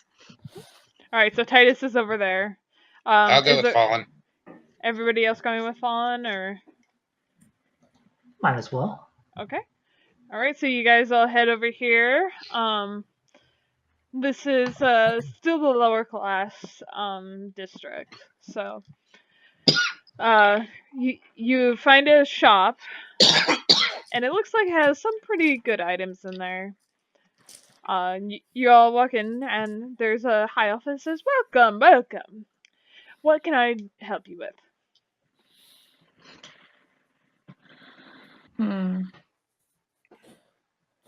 We I'll would try like to to type up what I'm see- doing. we would like to see your wares. He nods and says, "Well, what kind of wares are you looking for?" Particularly more of a finer taste of clothing. He nods and he starts pulling out some clothing, and he says, "Well, I have these in stock. I'm not. We only have the middle district, unfortunately." Hmm. And that's only because we are not allowed to sell high district clothing for obvious reasons. That's understandable. How many do you have for men? He kind of like half counts the ones on the wall. He says, "I have 5. How much are they, sir? He says, "Well, I'm willing to part with them for 150 gold each." I wonder if my friend Lilas would be able to help me find them elsewhere.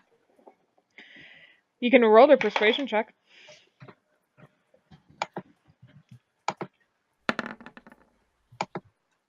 And persuasion, let me see. I haven't added. Nope, just a 10. He kind of says, "Who?" She shakes her head and she goes, "Just a friend of mine, knows the district very well. Do you happen to have any assassin garb?" Assassins. And he kind of like holds his chest like he's almost like offended by it. He's like, "I would never." She holds out her hand and she goes, "No offense needed, just there is someone that really tried to hurt my friend that was wearing assassin garb last night, and if I was able to find where they purchased it from, maybe I could get an idea of where they were from. I meant no ill will toward you, of course." He kind of like looks at you. He's like, "Assassins in the city? What a joke!" She kind of just laughs more and she's like, "Oh, trust me, you have no idea how much of a joke it is. I can tell you stories of what just happened the other night with my non-elven accomplices, believe it or not." Like he like partially looks at you and just is kind of like a bit half taken back. He goes, "There are no assassins here. I can guarantee that. There, I can't even imagine where they would be selling that sort of clothing. I guess I should say." It didn't hurt to ask. I mean, the funny thing was that we saw them at the tavern last night. Could you imagine? Such a random place. The tavern? How odd. What was more odd was that they were trying to, how do I put this lightly? Have a little fun with some of my non-elven accomplices, and let's just say it left a bad taste in your mouth. What do you mean? Like, uh, he kind of like trails off a little bit. He goes, "Do you mean like they were trying to torture them?" She started chuckling, holding her chest for a second, trying to gain composure, and she goes, "It depends on the perspective. To put it lightly, they got a room." he kind of blinks. He's like, "Are you sure those weren't wenches?" She nods and she goes, "For the sole purpose of when me myself, stumbled upon one. When she took off her dress, she was not in her full glory underneath. She was wearing the assassin garb." And he kind of blinks a couple times, and he's like, "Are you sure you didn't hit your head?" She nods very, very politely and goes, "In all honesty, out of all of my companions, I am the only one that didn't drink a drop, nor did I hurt myself. Alright. So I told you I could tell you stories about this all day. It was the most weirdest, well, not the weirdest encounter, but one of the weirdest encounters we've had thus far." Alright, so I'm gonna take a BRB. You guys decide what you guys want to do about clothing, and poor Titus praying for help. I'm not praying for help. I'm praying that I am allowed to go and go on a rampage. Oh jeez. Alright, I'll You're be not right back. praying for your sins. I said that was the first part. Now I'm asking for the strength to go repent and earn my forgiveness by smiting his enemies. Okay, so while the person is looking at their wares, Brendan, JJ, Yep. do you guys think if he was distracted, I would be able to swipe a few of the clothing? It's possible. Potentially. I mean, I have quite a bit of gold to get you guys into the middle, but then I would have nothing for the high, and it's a little harder to steal with middle, I think. Probably. First question: which one, if we want to distract him, which one would be for distracting him? Well, either persuasion or like if you just wanted to take him away from his wares or like show him something else, or if you wanted to look at something else, I would sneak away. I could pull him aside and ask him, "Good sir, I'm looking for a wear that fits my particular size. Oh, Could you geez. help me by taking my measurements and possibly finding me a suitable outfit for me?" Now, when you say size, that was very funny. Nice. We could do that. Brendan, do you think there would be a way of how to charm him or try and make his viewpoint Let's a take a little... look at my spells. Hmm.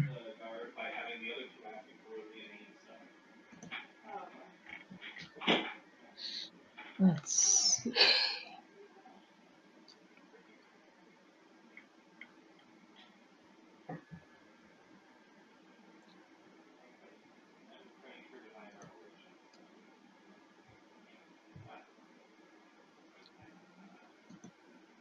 Yes, actually, would charm person do? That would be brilliant. So we'll try and do that when he returns.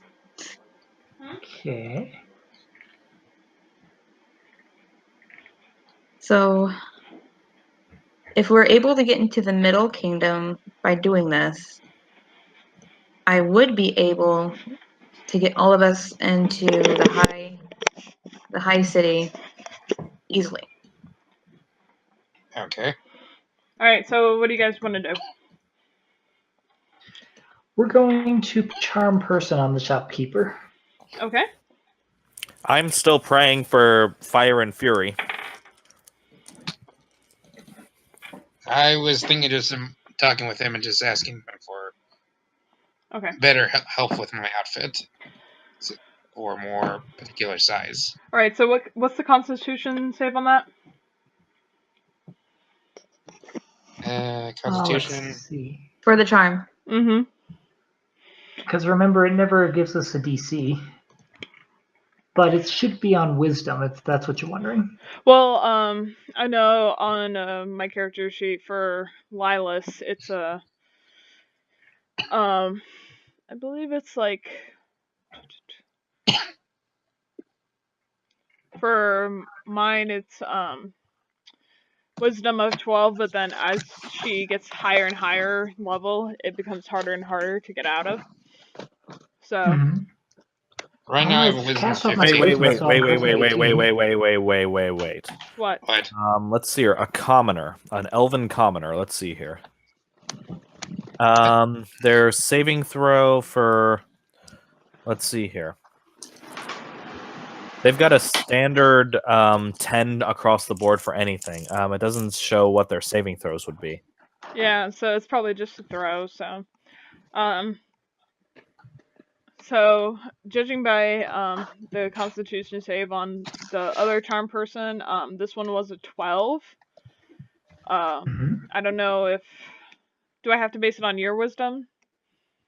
Do you I want to? think it's based off his wisdom and my charisma. All right, what's your charisma? So 18, so plus 18? 4. 18 plus 4? 18, which gives me a plus 4 modifier. Okay.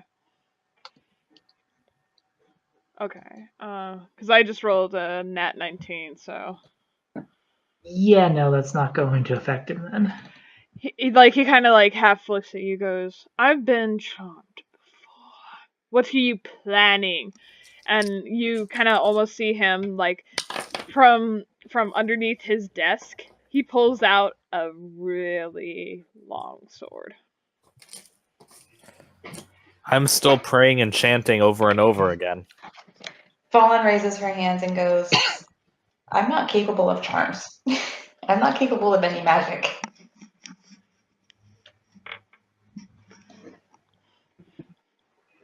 All right. So, what do you guys want to do?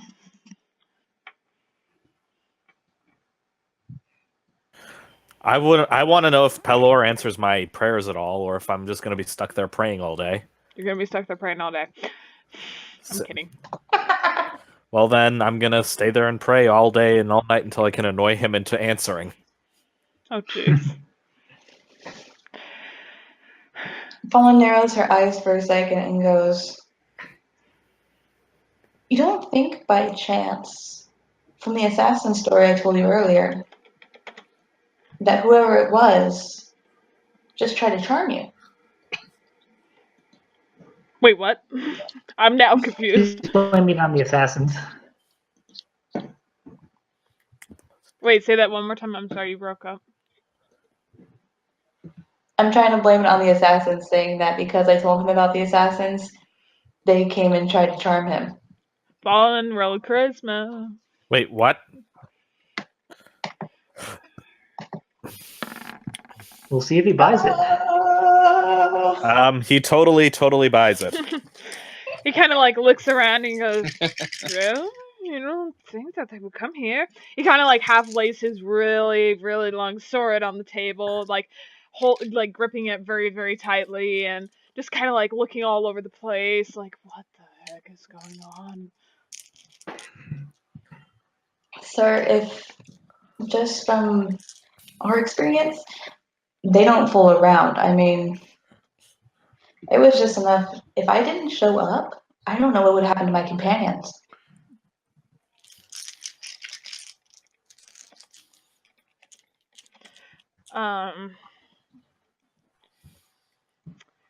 He kind of goes, "Well, you look like a very sturdy bunch."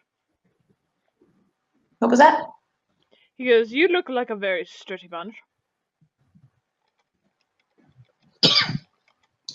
I suppose that's a compliment. He's like, "I'm sure you'll do just fine if they show up." Fawn kind of, she goes, well, I would, normally. However, and she motions to Brandon, he's a lot stronger than I am in terms of weight. And if he were, unconscious like he was last night and pushed upon me, for some reason, the assassin left me alive. But well, why But would? I Because don't assassins know. assassins? I don't understand. Hence why I'm trying to find out where they came from, because no real assassin would do that, do you think? I think they're just pretend. Pretend? friend? People that aren't really assassins, but they try to be. He kind of like, Staging. yeah. He kind of like rubs his chin a little bit and kind of like looks at you and then like shakes his head. He goes, "But why would anybody do that?" Fallon just shrugs her shoulders and goes, "Hey, we're strangers here. We're just traveling. I have no idea. I'm honestly just trying to figure out what's going on and see if I can't look at my own elven brethren for a while. It's been a long time. A long time." And she looks over to her companions and goes, "This is seriously a treat for me." All right, so he kind of like nods and he goes along with it for the most part. He says, "Well, do you like anything you see? Do you need something to be fitted?" She looks at one of the clothing that he showed her earlier and then looks over to her dwarven friend. And then she goes, "He's going to need one of those, but I don't think it's going to fit him in that state. No offense, it's finely made, but poor thing, he's probably going to fit into a leg." The high elf nods and like takes it down. He's like, "Oh, I can patch this up in the day. Just pay for it and then come back in a couple of hours and we'll have it ready for you." Fallon nods and then looks over to JJ and goes, "Would that suffice? Do you want to be fitted so then you know that it actually fits you okay? Do you want to try it on just to see if you like the color?" That'll work. I need to. All right. So he kind of looks at you. He looks up and down. He takes the pretty nicely dressed outfit and kind of like tries to shimmy you on it and try to fit you into some of the like clothing. And I assuming that you have a big gut for all your beer that you Yep. hold. So he kind of like bites his tongue a bit and just thinking about the whole So while he's busy with that, Fallon's going to see if she can't snatch one of the clothings. go ahead and roll me a sleight of hand.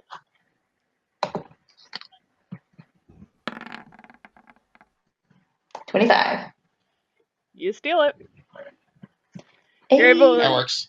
you're able to like kind of shimmy your way back behind it. You like grab it and then you kind of just your clothing is just loose enough that you're able to like just stick it inside without anybody noticing. Cool, so that's 2 outfits down. All right, so he takes your measurements. Go ahead. Honey, Whisper isn't working on my thing, so I just sent it to you on Facebook. Well, you could do /W, type DM, and then type your message. I'll try it again. Okay. Okay, so okay, so he takes the clothing back and he says that'll be 150 gold.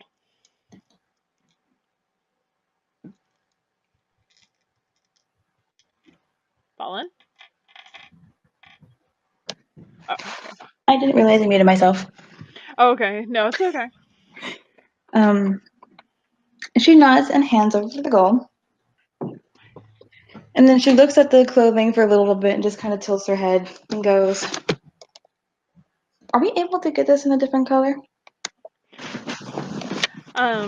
He kind of takes you over and shows you like the little different fabrics, and he's like, "It would take me all night to make this, but it should be ready by morning." Yvonne nods a little bit and then looks over to JJ and kind of motions to be like, what color do you want?"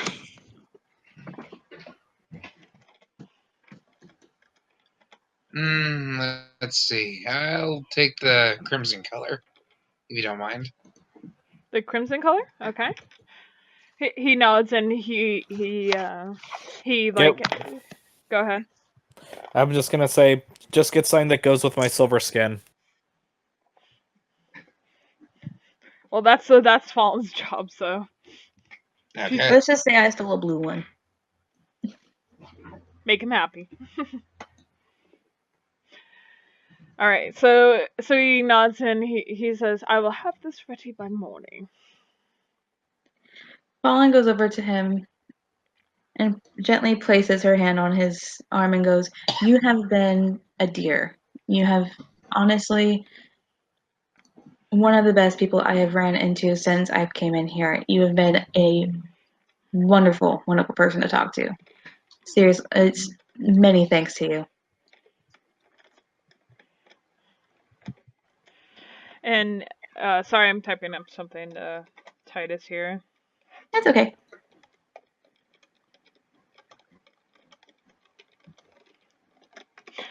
Oh, he kind of like partially blushes. He's like, "Oh, why, thank you. I'm very glad to hear that. I give you such good service." Fallen smiles and kind of bows her head, saying, "Of course, this for what I've thought this like. I didn't even think this was gonna be anything short of, average. But this is just you've been nothing but spectacular. I'm so shocked the higher district wouldn't do anything with you guys. They are missing out." Oh, why, thank you. I'm very glad to hear that. I totally agree. I know very soon I'll be up to that middle district, and before you know it, the higher district will realize my talents. Fallen has an idea and kind of takes his hand into hers and goes, "Is there any way how I could help you get into the middle district? Rather it be, do you need just word of mouth? Do you need help? What can we do to try and achieve your dream?" Oh, just pass on my shop, and that would be more than helpful. Fallen nods, and then she's like, "Oh, of course." And before she says anything else, she turns around and goes, "Oh no. Oh, dearie me." Oh, what is wrong?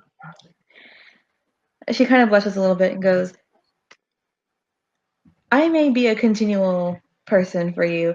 It seems my other companion isn't with me, and he desperately needs a finer outfit as well.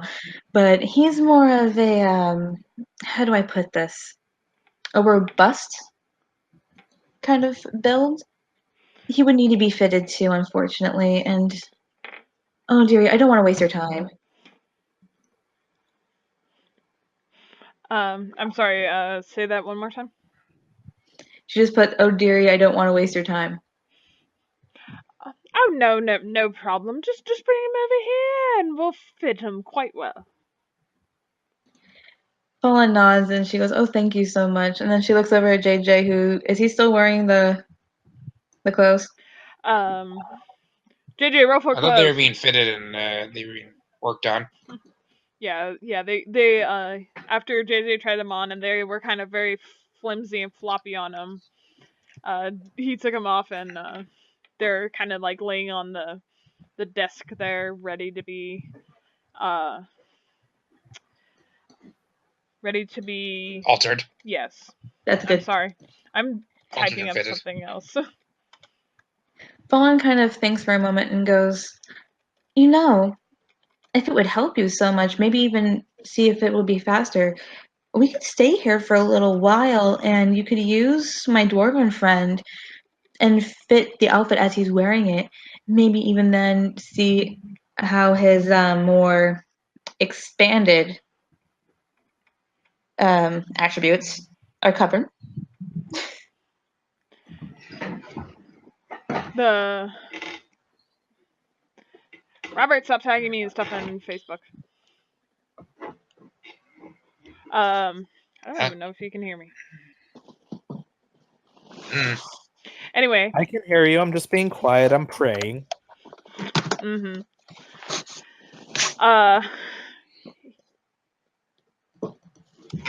Okay, so you were asking about a fitting for a robust Yeah, I was saying how Titus is a more robust person, so we would be coming in the next day. And then she had an idea of, well, we can probably stay in the shop a little while, and you could actually start working on the fitting with JJ, like having it on him while you're trying to alter it. And hopefully within that time, maybe our friend would join us here. He nods and he kind of shuffles JJ onto like this little pedestal thing as he starts to work on the nicks and tweaks of it. Fawn looks over to Brendan and kind of gives a signal to you want to try and distract him. I give you the barest hint of a wink. So, tell me about your shop then. It's unusually fine work. This isn't the first shop we've been to down here. He says, "Oh really? Why? What is different?" A lot of the cuts are a lot more precise. Forgive me, I'm a bard. I have an eye for such things. After all, you don't make much coin playing for your supper if you look overly shabby, now do you? He nods and he says, "Oh, I've been working ever since I was a little child. You know, they always taught us how to wield a sword, however, they never taught us how to sew. And I think that that's something that everybody should be taught." Indeed. It's something everyone needs and doesn't always have anybody else around who can do it.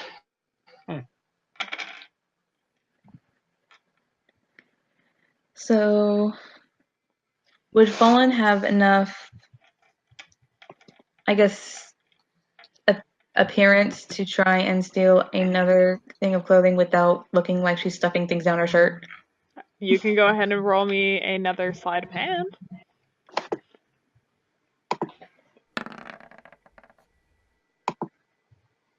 That would be 14.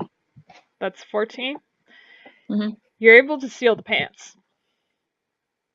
It's more than I thought.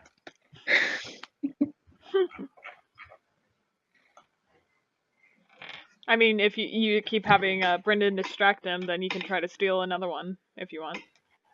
I got 3 pants. No, I'm joking. Well, a pair and a half, got it. So, So I'm not the pissed one I this look time. at the shopkeeper. So, if we consider the seam here, how did you get that? The last time I tried sewing something like that, the stitches were a little more uneven. Oh, well, you see, it's all in this thread. We have the finest thread. This thread... Where am I supposed to meet you guys up with? Meet up with you guys, by the way? Here? Over here. I'm here. So I'm heading that way. And I don't know if you read that, but my facial features, since I am very angry, have mutated to look more draconic. It happens sometimes. Yeah, you're pissed. Yeah. So I walk up to the shop and notice you guys are inside and walk in, looking more like a man with a dragon's head than usual. Fallen kind of glances over and goes, "Oh dear gods." I'm kind of like growling and like blue-white ice fires leaking out of my mouth, and I say, "They are in the other city." Fallen looks over to Titus and kind of like wiggles her finger over to him. I stalk over and I'm like, "Yes." She kind of hushes a little bit and goes, "Our companions are currently talking to a very esteemed guest of ours, so we may be able to get to the next city, if you know what I mean. If you would like to meet me outside of the shop for just a mere moment, perhaps I will be able to talk to you more privately." I nod. Let's go outside. I'm not in that conversation, but When you're saying next city, do you mean that they're over in the magical city or that they're in a higher district? They are in Rindor. Hmm. Hmm. So, Fallen, when we exit the shop and out of the shopkeeper's view, she hands him the clothes that she did steal, the full set. All right. I hold them up and I go and I look over at you and go, thanks. And as I say that, my fangs sort of retract and my nose and snout shrinks down back to looking human, and the frills and stuff retract. And I go, God damn it, I hate that happening. Fallen Sorry, kind of blank. sorry you had to see that. I hate it when that happens. So Robert, how tall are you? I'm a dragonborn. I think I'm like 6'2". So I'm like looking up at you. Holy shit. Well, these are very, very tiny clothes, so just keep that in mind that you probably need them tailored. Otherwise, you're going to be riding that crotch pretty hard. Okay, is there a tailor? I look over at the shop. I look at the shop you just exited and said, from the clandestine nature, I'm going to not even ask where these if these were purchased legally. Is there a tailor not associated with this store that you know of nearby? Well, go ahead and roll me a search. 19. 19. There is going to be one, and that is going to be oopsie. That's going to be down here a little bit. So not super far away from you, but Okay, I spot it in the distance with my vision and go, I will be over at that store getting these altered to more. I kind of hold them up like in front of my frame and go, better suit my person. Fallen nods and kind of motions her head back in there, saying, I'm going to go see how well our friend is being fitted. And All walks right. back in. All right, I go down to the tailor, go inside, and I ask the person behind the counter. I have these clothes here, and I need them fitted properly to my stature. How much and how long will that take? the elven woman behind the desk kind of steps out and looks you up and down and holds up the clothes and says, I'd say about 45 gold.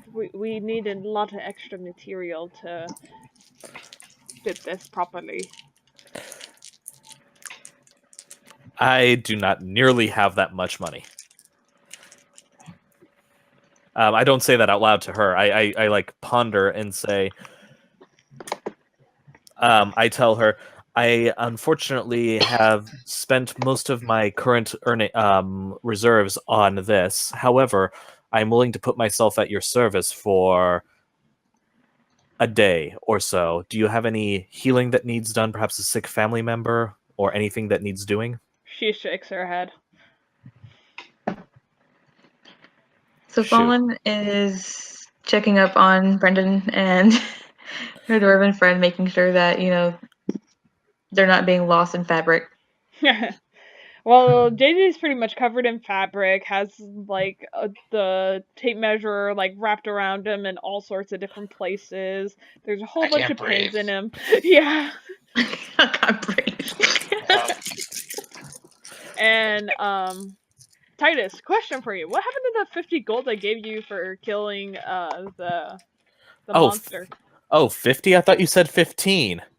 No, not from the like originally when you guys killed the Oh, then never mind. Forget everything I just said. well, I can afford it. no. Well, didn't he use some of didn't he use some of that for the room last night? Well, before that, way before that, when he was facing, when you all were facing the basilisk, or even before that, I think, when you guys were facing against the lesser demon, I gave you guys 50 gold each. I swear You did. That's true. We would be able to afford it. Oh shoot! I didn't record that because the orc pub thing was being a bitch. You can't do it on your character sheet. You have to do it on Orc Pub and. Okay, then forget everything I just said. I pay for my tailoring. Okay. I was gonna be like, how are you so low in gold? Like, I kept giving you gold. Okay, and then I ask her how long it will take, and if she needs me to stay to be measured. She says it'll take about 3 hours, and that she does need you there. All right, I I submit myself. I like have moonlight wines. I like pat her on the head and give her like a little treat, and then submit myself to the indignity of being tape measured. All right, so is this a sleight of hand for the other part? Actually, it was a sleight of hand for Fallen to steal her gold back. Ooh. Well, you kind of like you're very sneaky. You kind of like lean up against the table there, and then you sneak your hand underneath, and you get your gold back. That will help me a lot. I gotta add up with this damn thing because I'm using a calculator. So actually, what we can do, let me do math here. Hold on. Go ahead. You know.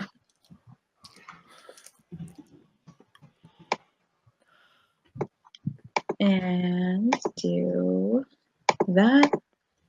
And then that's worth 100. Okay. And if I have, what do I have right now? I have one middle,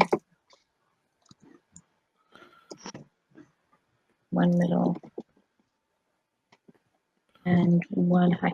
If I wear the high gown, does that help me get entrance into the middle?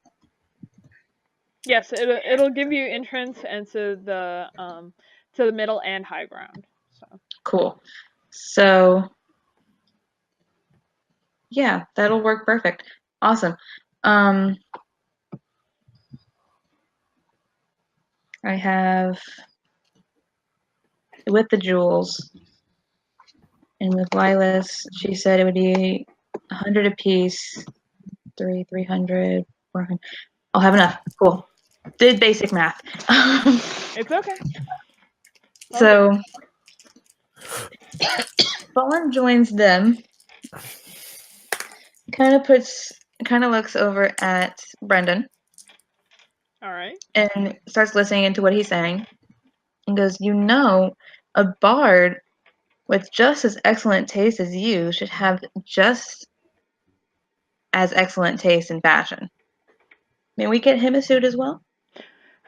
The tailor looks up and he nods, and it kind of leaves JJ there with a whole bunch of fabric and like Why am I just stuck here? measuring tape like all around him as he walks over and he grabs his. I'm chanting to myself as the lady measures me up and down with all these measuring tools. Oh, you're there in your underwear. Yeah, I'm definitely chanting prayers to my god, like, please give me the strength not to like die of embarrassment. Boner engaged. Roll me for boner. What? No, she's not an assassin. No, I'm kidding. I'm joking, but you can roll me that if you really want. 4. 4. Wait.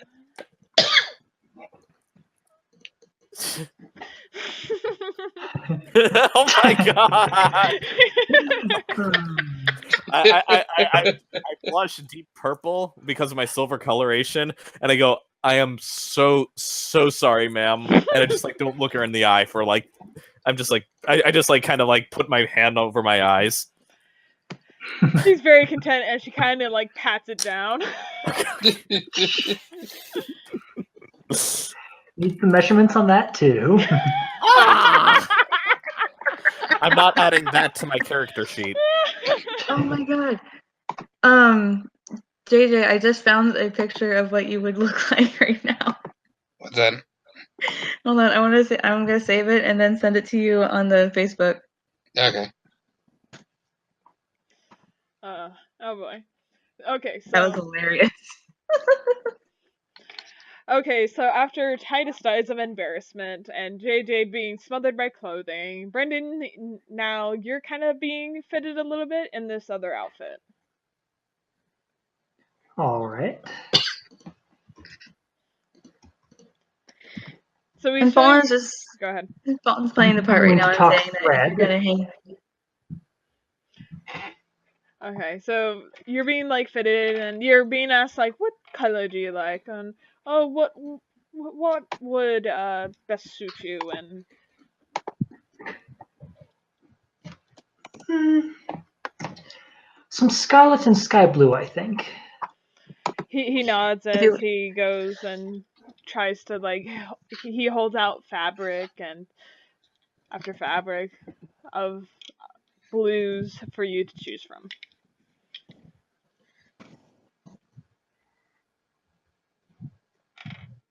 Yeah, I can definitely see that. I definitely see that. With the face and everything. Yep. Because I'm having that face like, why am I still stuck here? Yep. I am so glad I can't see that either.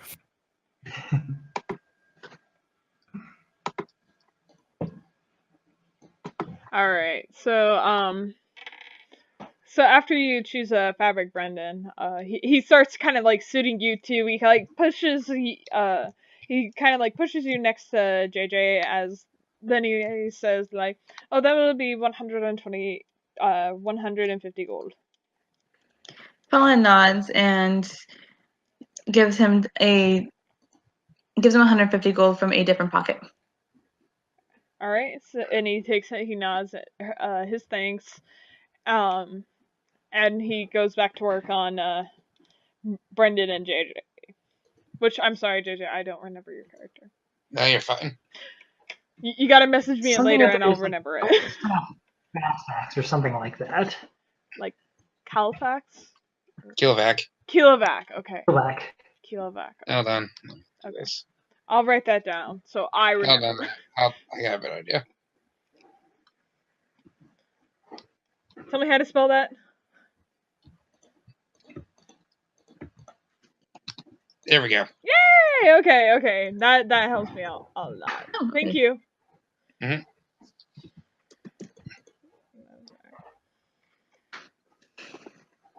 Alright, so he's basically fitting both Kilovac and Brendan kind of at the same time, kind of working around it. You guys are like smothered in clothing, and like sometimes he's like pulling the blue over to JJ, sometimes he's pulling the other color, the red over to you, Brendan, and he's like just like working very fast. His like fingers just like going like almost a mile a minute.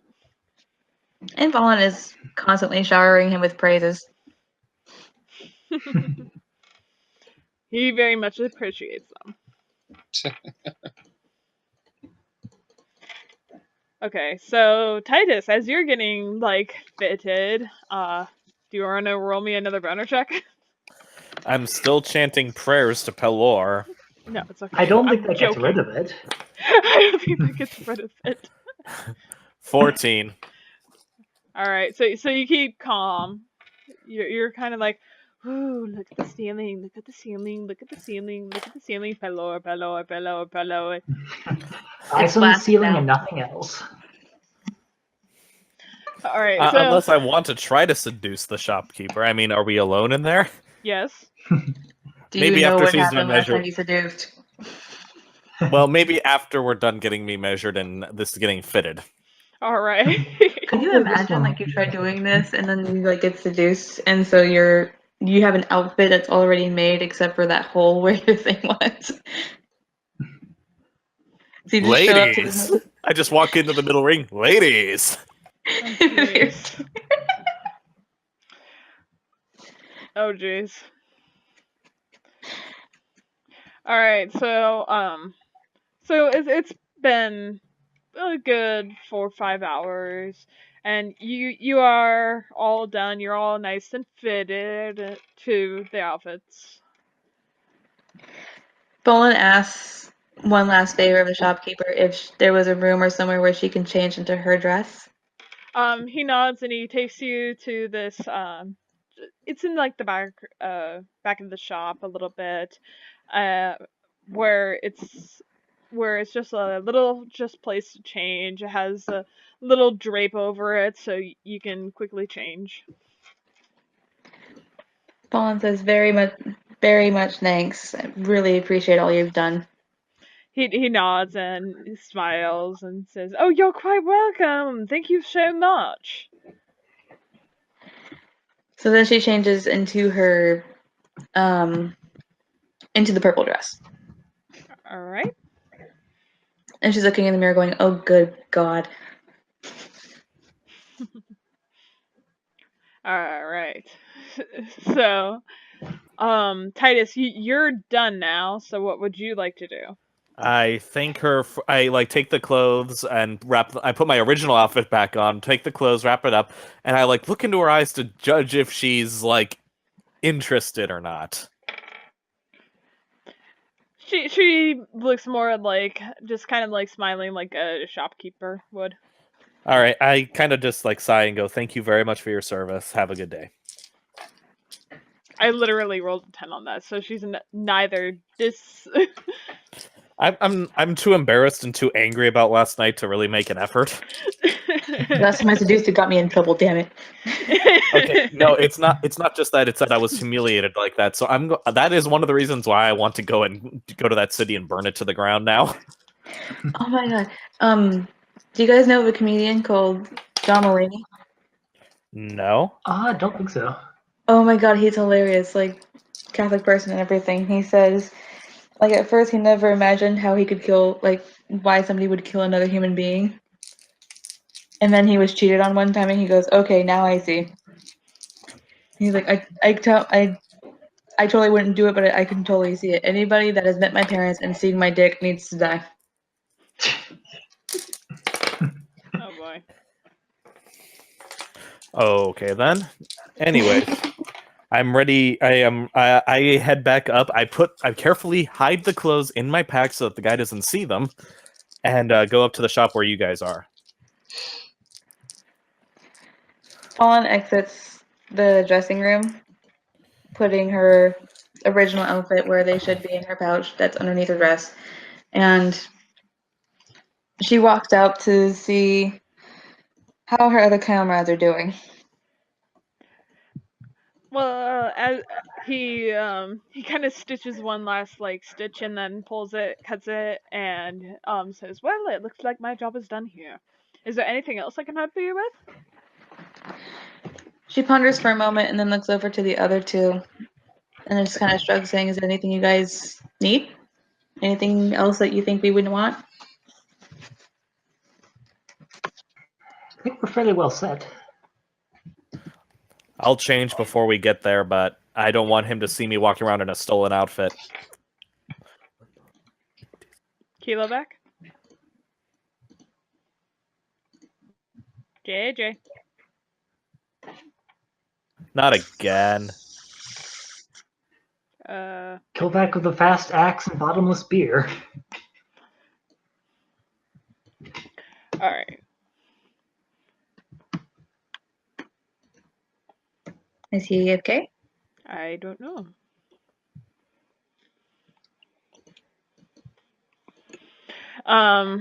Okay, so you guys leave and you where are you guys headed? Where do you guys want to go?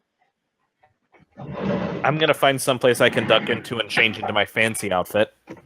Roll me a search. 19. The red dice like searches. Okay. All right, you find a nice secluded spot just before the middle area to go All right. switch your outfit in. Okay, I look over at midnight and say, stand guard. Fallen looks to the name of the shop to see if she can memorize it. Okay.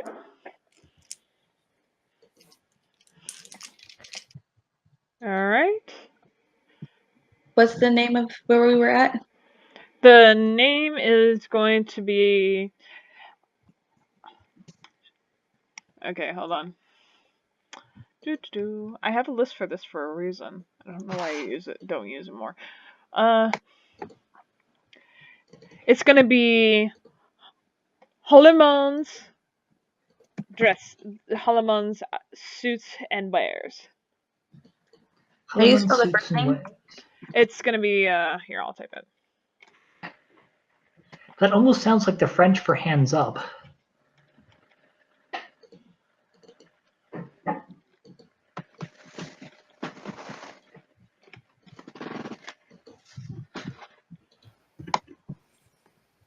Okay.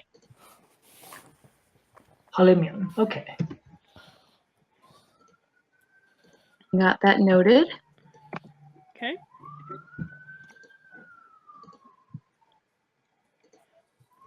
Alright, so now that everybody is changed, but I don't know where JJ is.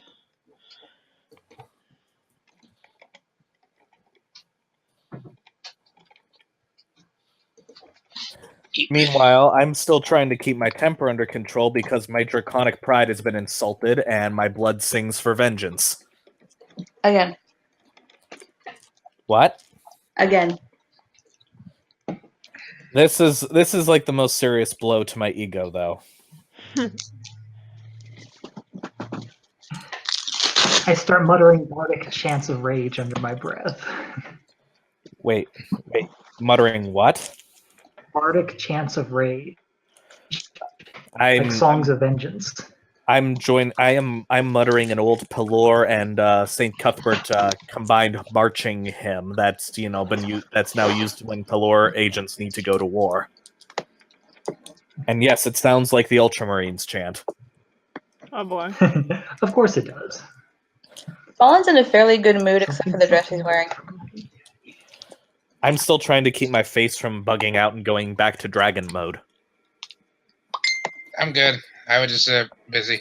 Okay. Alright, just want to make sure that you were okay. No, I'm alive. Alright, want to make sure, because... You didn't miss much, though. We're all assembled in our fine clothes. I'm struggling to keep my temper under control, the usual. Okay. Alright. So, you guys start heading into the middle district. Do you want anything in the middle district, or are you guys going to go straight to the high district, or... We want to see where in the inner district, what shop was it that Lila said that would give us a discount for high clothes? Alright. She said it was about over here. Then there is where we shall go. Alright. So you guys head over to the shop. You walk in. It's a really nice shop. They have really, really nice almost silk gowns, and just like they look so light and flowy. And but then on the other side you also see armor too. So I perk up at this. Boner engaged. I glare over at Fallen when she mentions this and stalk over to go look at the armor. Is there anything better than just the basic chainmail I'm wearing? no, it's pretty much chainmail and some mostly heavy suits that don't really look like they would be too comfortable, especially since they look like they are really, really small and fit for an elf. I sigh and shake my head. Okay. Do I sense that any of them are enchanted? You can roll me a Detect search. magic? Yeah, detect magic. Alright. 12. From what you can tell, this is mostly just all armored, no magic whatsoever enchanted. I sigh again and then look back over at whatever the others are doing. So what is everybody else doing? Do we notice Looking around any at the kind of, armor. Do you notice what? do we notice any kind of like assassin garb that was similar to what the wenches were wearing? Oh, any of the clothing? Yeah, like any of the padded leather that the assassins were wearing? The padded leather? There is unfortunately like no really leather. It's more of like chainmail and like really, really heavy like armor that like almost a guard would wear. The assassin's clothing would not be sold openly, I kind of mutter as I walk past you. Colin looks over and goes, an assassin would kill their target or kill anybody that got in their way as well. I glare over my shoulder at her and huff out a small puff of cold fire.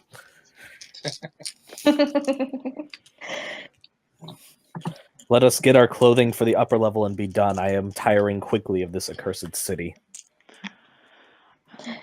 Colin walks over to the shopkeeper and greets them in Elvish. Both of them, they are twins. They are both male. They both nod towards you in synchronized motion and they both say, "Welcome to our shop. What can we do for you?" Kaylee, Yeah. I'm getting an Orin High School host vibe out of this. Nope. Titus, I can hear Yeah. your dice. Oh, sorry. Drive me crazy. Fallen looks over to the noble clothing and kind of points to it and goes, "How much are those over there?" Those are 600 gold. The one next to it is about 700, and it pretty much goes up from there. Fallen nods a little bit and kind of leans against the counter, looking at them going, you know, I'm pretty sure Lila said it was a little bit cheaper than that. Oh, they kind of like clasp each other's hands and they go, "Oh, Lilas, oh, we love her. Oh, you're a dear friend of Lilas. Oh, we love her dearly. She hates the city though, but I make barfing motions behind. I turn my back and start making gagging and barfing motions. oh, she's such a dear. Oh, we love her. Oh, she's helped us out so much. Oh, and her wolf of hers. Oh, that big, beautiful beast. Oh, my lord. I wish she could bring it into the city, but you know the gods." Fallen nods and leans over the counter and goes, "Oh my god, I know, right? That wolf blew my mind. She's so pretty and huge." They nod and like in synchronized motion and excitement. They're like, "Oh yes, oh they are just he's just so lovely. I just love petting him. Oh, I just wish that she could bring him back. Oh, he is just gorgeous, and I love the fur. The fur is black as night, and it's just like you lose your hand in it. Oh, it is so wonderful." And it's so soft.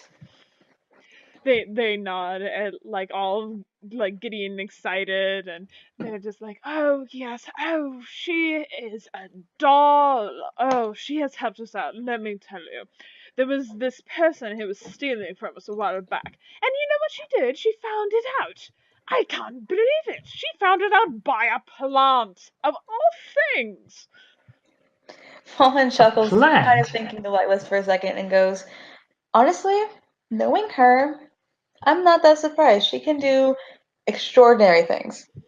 They nod, and they're like, "Oh, you wouldn't believe it! It was one of like the nobles. Well, he was thrown in jail, I can assure you. But it brings back memories." Fallen does take note of the story, especially of why a noble would steal. And Okay, go ahead. what was that? Go ahead. No, and I was gonna say, and she just kind of leans into them, like trying to be more friendly. They kind of like nod in excitement and they go, "Oh, so how may we help you, Lilas?" Fallen kind of leans in and rests her chin on her hands and goes, "Well, we are looking for high clothing to get into the high district because we're actually on a mission for her right now. It's a little hushy-hushy, so I can't tell you details, but it would help us so much if you would be able to help us." They nod and they said, "Well, we can't give it to you for free, but we're willing to knock off 500 if that's all right." That's perfect. That would So be most amenable. for You're rich 3 for my male, blood. I'm off to the other city. Bye. for 3 male ones, can we strike a deal for 300? They nod as they kind of like pick all the like take all your hands and like drag all three of you like Oh, into not again. into the back and just kind of like wrestle you with clothing and just like you kind of hear these like Sounds like a fun time for me. hold still and put up your arms, and then like you just kind of like hear them wrestling around for hours. Fallen as you're just kind of standing there. Yeah.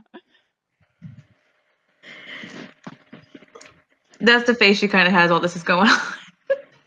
So they pop out, and then they kind of half like toss them towards you, and they go, "Oh, don't they just look lovely?"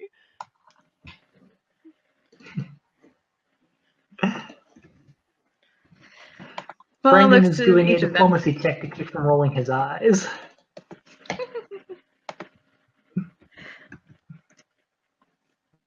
Fallen looks to each of them and is actually very surprised that they all look pretty good.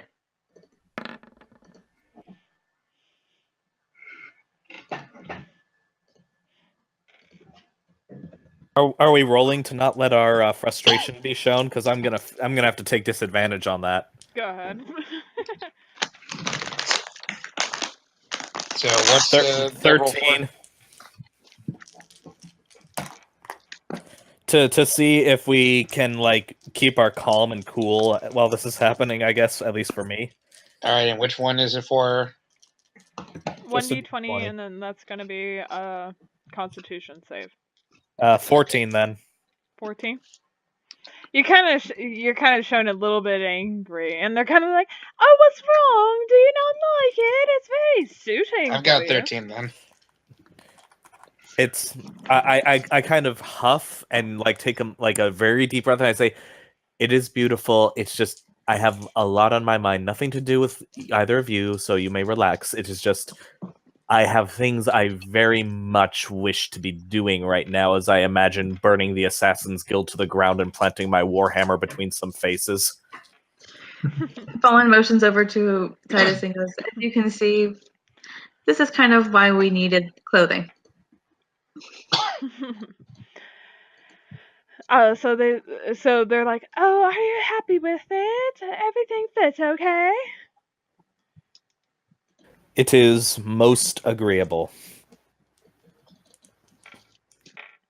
Brendan, Fallen kind skill of check. like tilts her head and goes, "I don't know. You all three look really dashing." Thank you.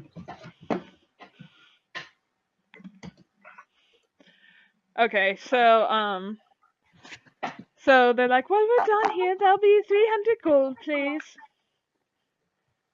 Fallen happily gives him the 300 gold, and Okay, go ahead. she grabs, not grabs, but she puts her hand on the table right beside theirs and goes, "You two are dears. Any friend of Lila's is a friend of mine. If we definitely need to catch up. I would love to talk with you guys." They're like, "Oh, we can't wait to see you again. You're You be rubbing sure her to. blind, aren't you? You come back anytime you want." Fawn perks up and goes, "Oh, you guys are dears. Thank you so much." You stole like half of their life savings in that moment, didn't you? I'm gonna roll for it. Oh my god! I called it. You shouldn't have said it. It was Oh, 11. So her hand slips and she goes, "I'm sorry." Sweaty hands. They smile and nod and wave goodbye.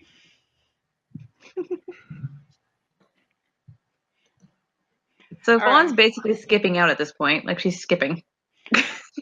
All right. So you guys are reached into the Hyatt district as like the guards like look at your clothing and ask for the papers.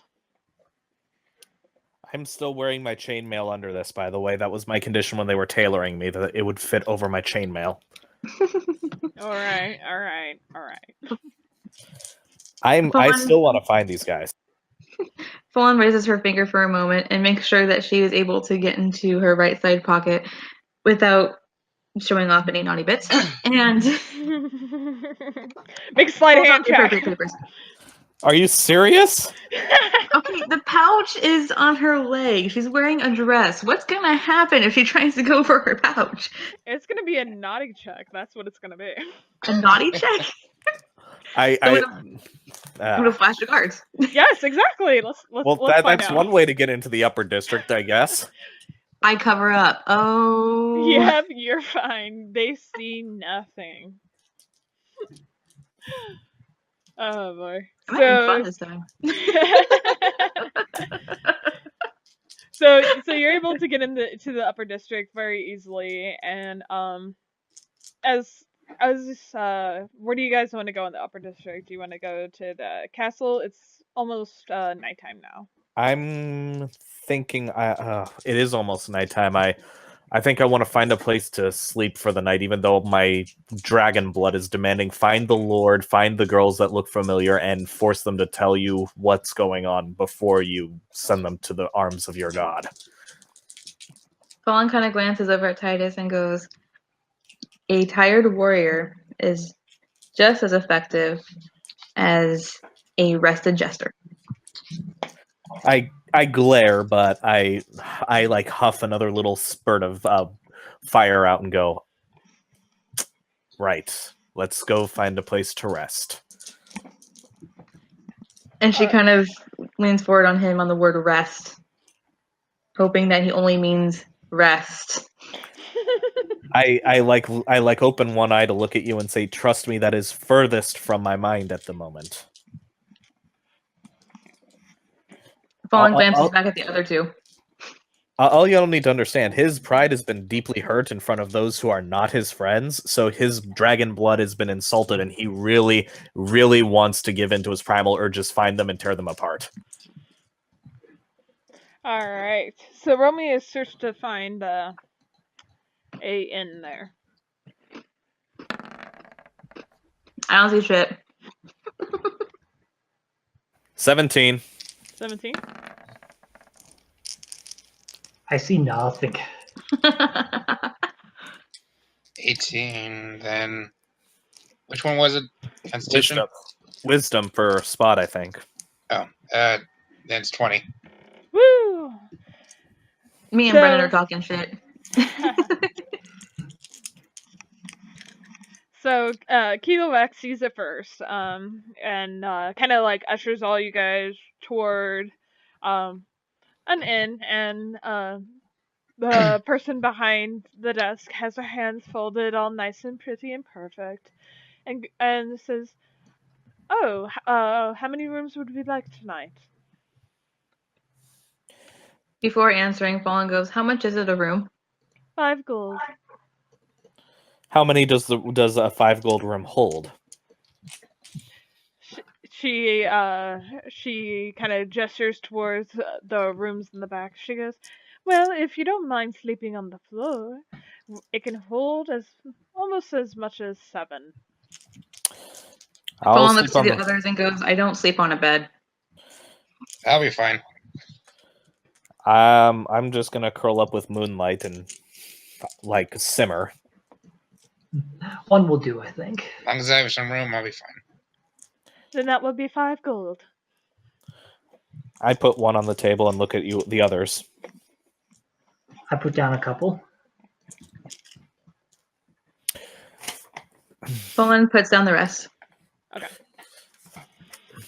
All right, so y'all get a pretty good rest. Roll me a like spot in the middle of the night. See if you guys wake up or hear anything or listen or. Nat 20. Nat 20. Yep. You hear the sounds of pitter patter on the rooftop next door, but it's quickly gone. I surge to my feet and look out the window and look around. You gonna roll me a search? Okay. 17. So me with the rest of us. 16. There's absolutely nothing. You guys see darkness. Fallen's still half asleep. Wait, what are we rolling for? I look at the others and say, it's nothing. And like look ominously out the window, and I look over at Moonlight, who's still awake, and go, I like move to like get out of immediate view. I like move up against the wall so that if somebody looks in the window, they won't be able to see me, and like start dozing just very lightly. All right. How many hours has it passed before spotting in the middle of the night? That would be about 6 hours. So almost full rest? Yes. Fallen decides that while her comrades are sleeping, that she'll stand watch. All right. So you guys wake up the next morning, and what would you guys like to do? We need to find somebody who could give us a lead on the assassins. Okay. The castle is the obvious place to go. Maybe see if we can find any rumors about people who did not like the peace treaty. Get some breakfast. I munch on some dried jerky. Yeah, I believe it. I like to point out that JJ is kind of like the only person that brought up food. Well, it's I'm- true. Everybody else has been talking about meat. I think this is the first food besides the rations that we got earlier. I we have knew had about plenty of food. rations, and I've been sending Midnight or Moonlight to come hunting with me on the road. Yeah, we'll implement that more next time, but just wanted to let you guys know like about that. Like we'll have more encounters on the road and stuff, so don't expect it to be all nice and happy. But Nah, I expected that. because I'll make a table and a chart, and we'll roll to see what you guys meet up on the road next time. What I did want to tell you guys is that for one of the quests that we have planned for you, I am starting to make a model of it, which is going to be really cool when it's all done. It's all said and done. If it stops being a little pain in my butt, but it's going to be really cool when you guys get to meet it after this one. I will let you guys know you're at 26 days. So you have 4 days to figure this out, or the princess is dead. How far away is the other city? A day. If we don't find anything else out today, I'm riding for the other city. We could split up the party. Well, I want you guys to think about it, and then we'll discuss it next time, since it's about 10 o'clock in Arizona and Colorado, and it's probably like 12 for you. It is 12 for me. It's 12:02. Oh, okay. Alright, so I'll let you guys get to sleep. Everybody have a good night, and great job today, and good job stealing all that gold for everybody falling. Again, I was afraid that everybody was going to spend the gold I found. Again, I'm not. Nope, I I just wasn't. enjoyed the alcohol. I'm just saying it sucks being lawful that I can't like acknowledge or accept any stolen goods. Well, you kind of accepted stolen clothing. I didn't. Okay, except for that. Yeah, I you kind just of had don't no ask too many questions about it. I did not. I deigned not to question that. Whereas I noticed you last night stealing all that gold, so. Alright. I don't know if you would have noticed or not. You're too drunk. You were really drunk. I'm still gonna find those assassins, and I'm not sure if I'll be able to control myself or not. Alright, well, thank you guys for playing, and thanks for joining us, JJ. Hope you had a great time. Yeah, it was actually a lot of fun. Alright, I'm glad. And we'll have hopefully a lot more interesting story next time. And Combat. Yeah, no, it was still fun. Alright. Well, everybody have a good night, and I'll see you next week, okay? See you next. Well, Hey, you too. see you when I come out of the bedroom. Oh. Well, I know, no, right? there were recording issues last time, so. Roll for Yeah. boner. Hold on, let me roll for him. 5. It's classic. Alright, everyone, have a good night. You too.